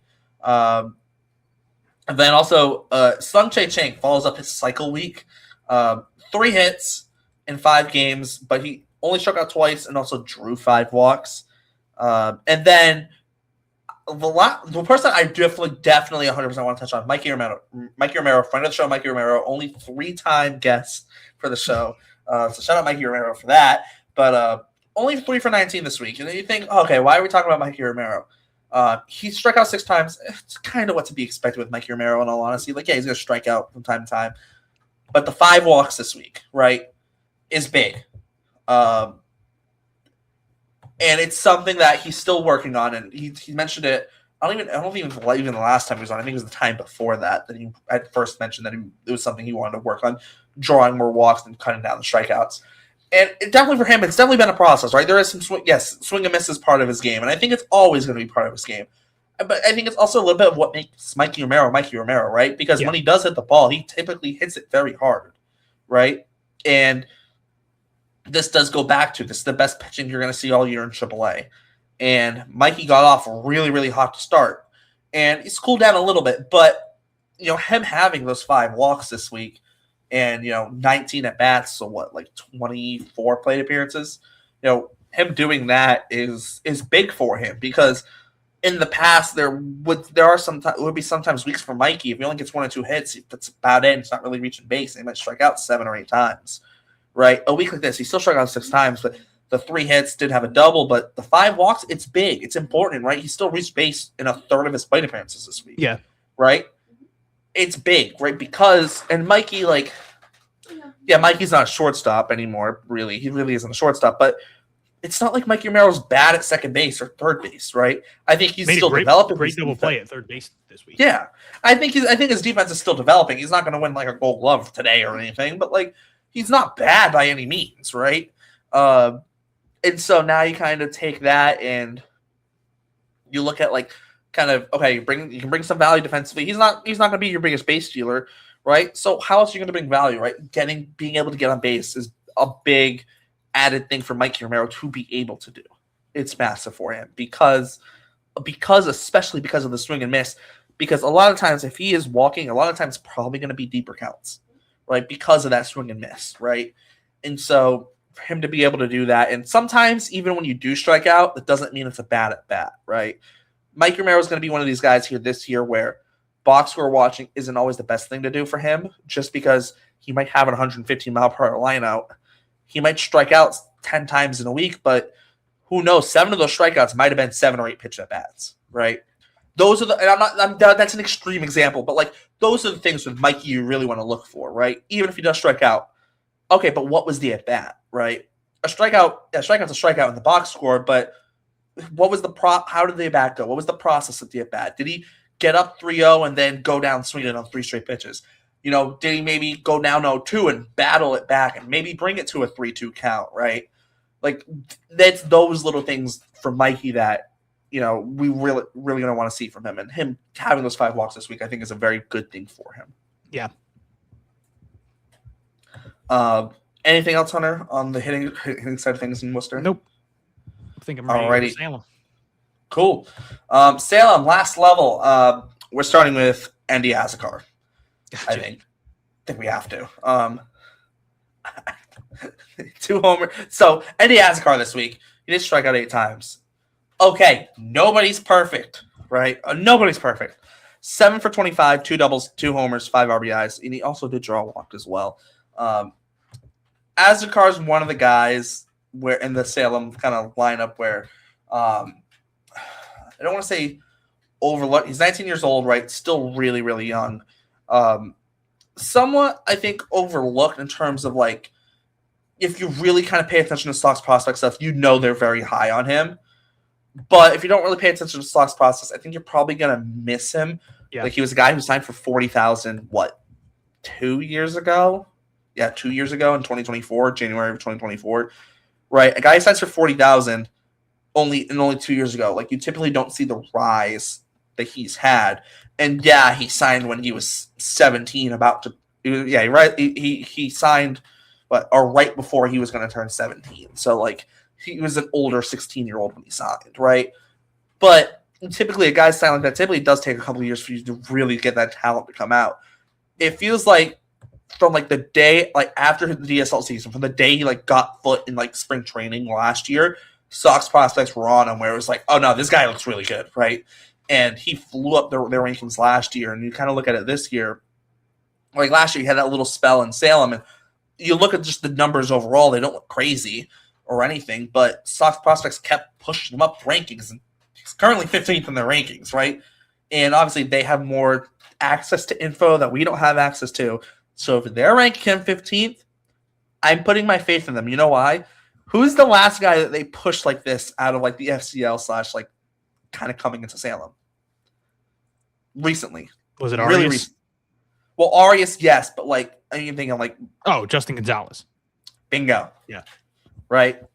And for Justin Gonzalez, it didn't happen like that in terms of like him going to Salem. He didn't immediately go to Salem and start killing baseballs, right? Because I mean, the signs were there, but like, yeah. He didn't go to Salem and tear the cover off the ball immediately, right? And like you said, they have more information than we do. And I think that's important when talking about like the FCL, DSL stuff, because there's a lot of players that will hit like 500 in the FCL and then never go to Salem. And it's like, why? And it's like, well, because they were doing 99% of the things wrong. They just so happened to have a good bit. Or there will be guys with, a 14, not to jump ahead a little bit, but Dalvinson Reyes had a miserable year in the FCL last year. He had like a 14 ERA. He went up to Salem this week and then had a really good outing. Like there's things that they see that you're not going to see from it. All we get to do with that is box score watch, which is something we always warn people about, judging too much on box score watching. Yes, and it's one of the other things too that you definitely have to be careful with. But I think kind of a little bit of the rule of thumb is if Sox prospects is pushing someone as like we'll use the example of like especially guys in the FCL who are kind of going to be making that jump. I don't like saying guys in the DSL just because even the DSL for them I think is still a little bit iffy at times just because they're not really have access to scouting. But if there's guys that they saw in spring training who are in the FCL or even the year after they're in the FCL and they kind of are very much on them, it definitely feels a little bit like a telltale sign, right? And Dalvinson Reyes had the really rough year last year, and I don't even know if he's ranked by them right now, but like you can I think he's like 60, isn't he? You might I be don't right. think so. I don't see him right now on the list. I don't see him actually. Yeah, I don't. Yeah, you're see right. him. He's not on there. But like a guy like Dalvinson Reyes is one example. Like you can kind of see why they put him up so highly, right? And I know he comes stateside, didn't have the greatest of years, but like even from everything that was being heard around the DSL, like it made sense why they were so high on Dalvinson Reyes. But like Andy Azekar, like the DSL stuff, and then he comes over to the FCL, and you continue to hear that stuff about Andy Azekar, and they continue to push him up and up and up, right? Yeah. Like I think at the start of last year he was in like the 50s in the rankings, and like by the end of last year he was in like the mid 20s, and now he's in 15, right? Yeah. There's a reason we're not privy to the access of all the stuff that they have, but we understand there's a reason they have him so high, right? Yeah. And for him to go out this week, like it's a very, very spectacular week, right? It's one of those things that you go, okay, yeah. That week is exactly proof of why he was ranked where he was, right? And there's a reason. You look at like the futures game. Mendy as a car wasn't that important to the Red Sox, he wouldn't have played in the Futures game. Yeah. Right? He wouldn't have, but he did. There's just a couple people I'm going to touch on two super quick, and then there's two I want to expand on a little bit. Starlin Nunez, really rough start to the year. Good week for him, though. 286 average, a double, 2 triples, and a homer, 2 steals. He was a spark plug for like 99% of last year for Salem. So unsurprising that he's going to heat up. D'Angelo Ortiz, 357 batting average this week. All singles. He went 5 for 14, all singles. But just he continues to be, I think, better than a lot of people were expecting. I think it's kind of he's always going to have to overcome the fact that he's David Ortiz's son. Like people can sit here and say, oh, he got drafted because he's David Ortiz's son, but then you're also kind of digging him into a hole that he doesn't deserve to be in. Like he's also just clearly a very talented baseball player. And then the two I really want to touch on, Stanley Tucker has 5 straight multi-hit games. He has not just 5 straight games with a hit, 5 straight games with at least 2 hits. He is slashing 438, 526, 656 on the season. He's driven in 5 runs, scored 11 more. He's stolen 4 bases. He's played great defense everywhere. He's playing the outfield. He's playing second base. And the fact that he can play everywhere makes it really easy for them to figure out lineups. And I think that he's probably going to be doing that in Greenville pretty soon. He's 23 years old. He's a college guy. Obviously, he had injuries and everything. But I don't think Salem's really doing anything for him at this point. Obviously, friend of the show, awesome guy. But just there's just no reason for him to be in Salem for much longer outside of they don't have anywhere to put him in Greenville. Obviously, we just talked a little bit ago about how absurd that lineup is. But I don't know. If they get another 2 weeks of Stanley Tucker just being an absolute menace, at some point they're going to have to figure it out. They might be forced to do something at that point. Yeah. And then the other guy, I need to give another shout out to Andrew Zapata this week. He had the terrifying task of making me look smart, which is very hard for people to do. And he hit 353 this week. He had a double. He hit his first professional homer. He has been so awesome to watch. Again, just a really cool combination of power and speed. And it's cool that we've now gotten to see both of them. He's stealing bases. He's legging out extra bases. His first 2 professional hits were both triples. He looks good in the outfield. Obviously, I'm going to just kind of mirror what I said last week. Red Sox aren't exactly clamoring for more outfield prospects, but he's someone I think is going to shoot up rankings at some point this year just because that's such a fun combination of things. And being a college guy, JUCO technically. Is that a JUCO? I think he went to like Northern Georgia. No, I think Division 2. Division 2. Okay. But like being a college guy, he might already be a little advanced for the lower level. So I could see him just continuing to rake in single A for a little bit, going up to high A and not having, going up to high A and not having too many problems. He's just, I could see him being someone who finishes the year with like 15 homers and 30 steals, and people are just like, oh, this guy is interesting. So yeah, just it was cool to see him make me look smart, even if it's just for a week, because I don't usually get to look smart. So that made me happy. It's always a good thing where we give someone their praise and go, oh, we're really excited about this person, blah, blah, blah.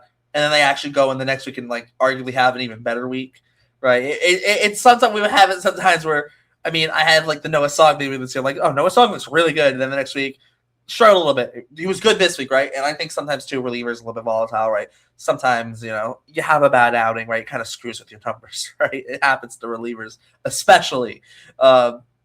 But like you see it sometimes, and you go like, oh, this guy just had a really good week. I'm expecting him to have continue to play well, and then the next week just puts up like a stinker, and it's like, oh, come on, man. Like, I won't say any names, but there's definitely been guys in the past before where I'm like, yeah, I'm excited about him, blah, blah, blah, and the next week they go up and put up like 10 strikeouts and like 20 plate appearances. Yeah, they hit you with that 0 for 20, and you're like, oh no. Yeah, I think you can assume who I'm talking about. I don't want to say any names because I do like the player, but there's a couple of guys who've done it, but there's one specific guy who's done it to me, and I'm at the point where I'm like, do I just stop talking about him? Because I swear to God, every time this guy has a good week, the next week it's like in the next couple of weeks at some point it's gonna come, and it's always when I say something too. Like I feel like it's only when I say something about him, and it's like, okay, Derek, shut your mouth. We're gonna start putting in like the Alan Castro rule of like I'm gonna have to go tell Trace not to put him in the lineup on Friday, right? Like. We're gonna have to figure something out here for this guy. I'm gonna have to just never speak his name. Apparently, I don't have anything else on the hitting side of things, Hunter. You all going to hitting side? All right, cool. We might actually get done in under 3 hours. Look at us. I think we're good. I have one pitcher to talk about. So. I do want to talk about Brandon Neely, just on the fact that it's nice to see him pitching. It's a guy who I don't want to say has lost steam, but like kind of has lost steam at the very least in terms of like traction among Red Sox fans, right? Because we haven't seen him, right? Missed all of last year, just pitched in the Arizona Fall League, and was kind of how many people actually pay attention to the Arizona Fall League? One, and then two, if you do pay attention to the Arizona Fall League, you only care about who plays well. Like let's be honest here. Like it was nice to see him. He didn't have like the greatest Fall League run, which is fine, right? It was technically his professional debut, but he did. He pitched in 5 games there, right? It was nice to see, but it wasn't like he didn't light up the world or anything. But it's nice to see he's had a good, solid start to the year. A couple of appearances here in Salem, and over 2 appearances, 4 2/3 innings, and just the 1 run on only 1 hit, and that's also only given up 1 walk, and has had 8 strikeouts. Like it's a very good start for Brandon Neely. This is a guy who, the injury kind of left him in a little bit of a question mark, and kind of look at his college career, mostly a reliever. Florida tried to make him a starter in his junior year, and that lasted 6 games. And then they were like, back to the bullpen you go, because so it is definitely going to be interesting to see kind of how like his development does play out. This is a little bit also another thing similar to the Marcus Phillips thing of, let this guy be a starter, right? It's Brandon Neely even if Brandon Neely becomes a 4 to 5 starting pitcher, that's better. That's more value than anything he can become in the bullpen outside of like a closer or a really good setup man, right? It's just how the cookie crumbles. So, let's see what Brandon Neely has to start. See what happens, and it's nice to see him get off to a good start. It is definitely interesting considering he was a college guy at a big school like Florida. Especially with, I know the reasoning for Marcus Phillips being in Greenville is a little bit different considering he's with Ianson and Witherspoon, and they were originally probably going to put him in Salem. So it definitely is interesting with him being in Greenville and Neely being in Salem, and Neely was drafted the year before. It's a little bit interesting, but it is definitely something that I would like. You will very, very likely see Brandon Neely in Greenville at some point this year. Yeah, absolutely. He definitely. I was going to say he definitely will. He's going to turn 23 in July. He was a 3rd-round pick in 2024. Got a $700,000 signing bonus. Like you're gonna see him in Greenville at some point this year. Yeah, I almost feel like this is almost like a rehab for him. Yeah, in some ways. You haven't pitched in the minors yet. You're coming back off an injury. Like you haven't pitched in 2 years. Let's let you pick things up in single A where maybe you feel like you don't have to stress as much because he's not going to get hit around if he's. Yeah. Especially that his only appearance since Florida in 2024 was the Fall League. Yeah. Right? And the Fall League is very all over. Fall League's strange, man. Go look at pitcher ERAs in the Fall League. 90% of them are terrible. And Luis Perales made the All-Star game, and he had like a 13 ERA. Also, like you also see guys where it's like, in the lineup, like one guy is a top prospect who's in high A or double A. Another guy's just a math guy, like a math triple A guy. The next guy's a guy who's in like single A, who's like 19 years old. Kyle Schwarber rehabbing. Exactly. Like the lineups don't make any damn sense either. Imagine being like a 20-year-old single A guy that like was hurt all year, so the team's like, "Hey, let's get you," and it's like, "Oh, first game, Kyle Schwarber's batting second. Have fun." Like he's definitely not going to hit a 900-foot nuke on you. Yeah, good freaking luck, kid. And then you get, or like you see like a top prospect who like you see like some top prospect who's like already like played a decent amount in like double A, and it's like this guy's probably a big leaguer like next year. Yeah, And yeah. it's like okay. It's like and then like the 8 hitter in the lineup is like it's like some 19-year-old who's barely played in single A, and it's makes no damn sense. But there were some good weeks this week. I don't want to Yes. like completely overshadow them. Barrett Morgan pitched Yes. good. Miles Patton, Ethan Walker, Nicholas De La Cruz, Lee Heighton Finley, Christian Fouch. But I want to focus on Dalvinson Reyes. We already kind of touched on him earlier, but just he had such a rise to fame in 2024 in the DSL. 17 innings, no runs allowed, not even an unearned run. 8 hits, 2 walks, 19 strikeouts. So much so that he was all the way up to 21 in the April 2025 rankings for Sox prospects. And then went to the FCL last year and just forgot how to throw strikes. 16 and a third innings, 21 hits, 20 walks, and 6 hit by pitch, only 12 strikeouts. So 26 free passes technically in 16 and a third. Gave up 26 earned runs, 27 total runs, 14.33 ERA. It was ugly. To the point, as we mentioned earlier, like he's not even in the top 60 anymore for Sox prospects. It was the stuff was so like the stuff is clearly legitimate. And the numbers were so impressive in the DSL that the hype went crazy around Dalvinson Reyes. It was like him and Justin Gonzalez at the time, where like that was like the hitter pitcher duo, where it was like, oh my God, these guys, this could be such a cool combo that we see. Like they'll go up to single A together, and maybe they'll fly through the minors. But And he has the size as well too. Yeah, he's 6'5", like 6'5", yeah. He's got the size, but it's a very projectable frame, as the scouts would say. But like the stuff was legit, and there was so much excitement, and then just the forgetting to throw strikes destroyed so much of like the goodwill that he had created. And then he gets called up like the beginning of the week to single A, makes his debut out of the bullpen, 3 innings, no hits, no runs, 2 walks. So still not 100% great there, but also not nearly as terrible of an issue. And then 3 strikeouts, gets the hold.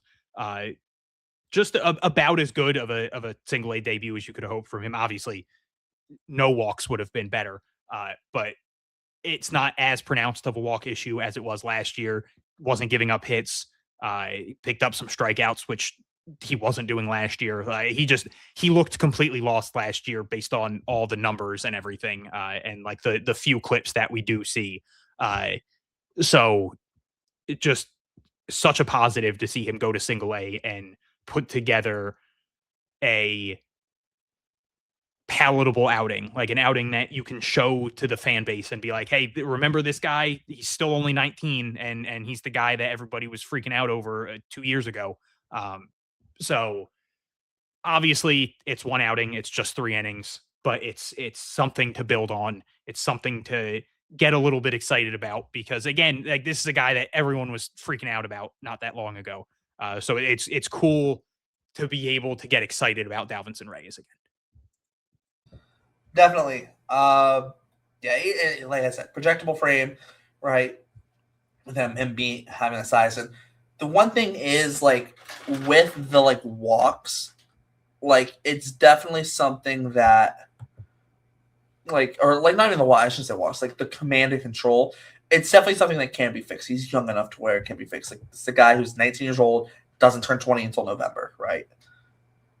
So on that, like, it's definitely it's something where Sox prospects put in his like his summation. They literally, it's a very intriguing arm that could see his stock soar after he makes the jump stateside if he continues on his current development path, right? But as we mentioned, development's not linear, right? Development's never linear. So this is a guy where the development, he hit a roadblock, right? But it'll be interesting to see how he kind of rebounds from that, right? See how that continues. But I don't have anything else on the pitching side of things. I think that's pretty much it. Yeah, I'm good. So yeah, cool with that. Under 3 hours. Once again, look at us. It was so funny. It was funny with Jake. We would always be happy if we could get it in under 2 hours. Now we're just happy to be under 3 hours. In our defense, these were special circumstances where we had a guest for the first 40 minutes, and then Jake on for another 25 after that. So Yes. all in all, we did pretty good. I'd say this could have easily been 3 hours, 30 minutes. So you're welcome, everyone. Yes, because Hunter's laptop would have died, and I would have been stuck here by myself. My laptop's plugged in, so that's the only reason my laptop wouldn't die. With that, my laptop charger does not reach where I sit. So. Extension cord, brother.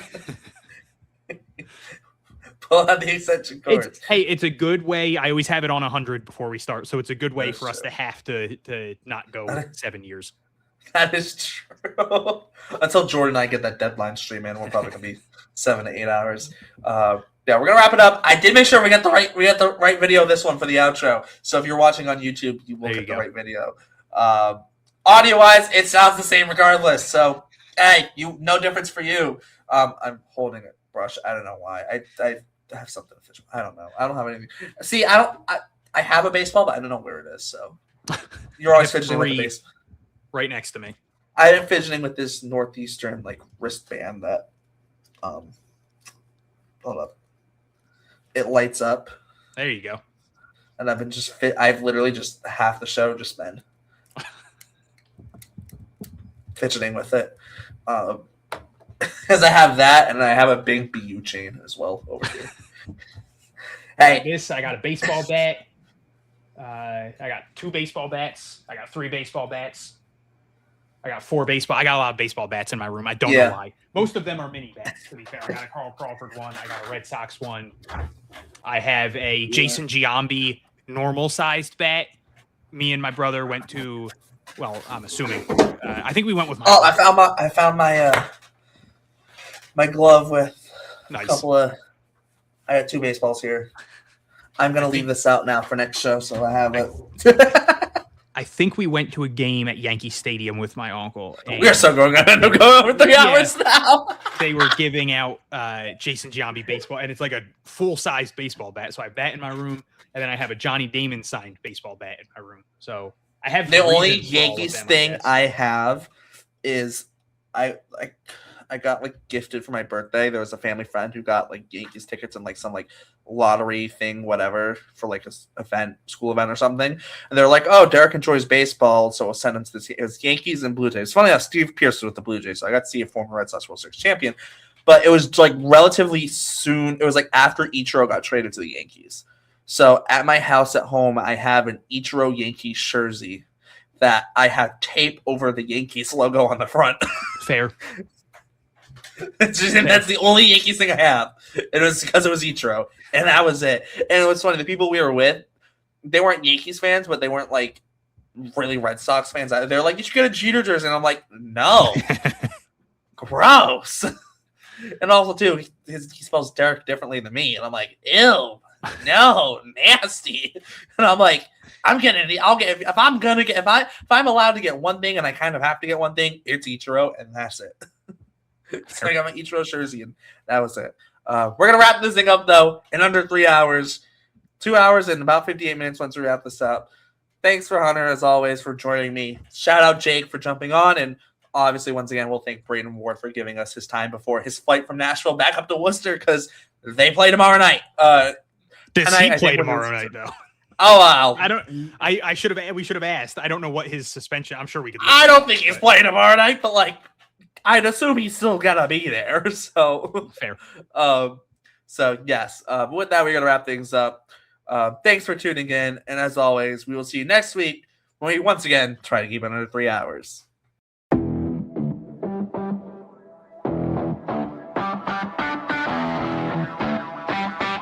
This is called the Pesky Report.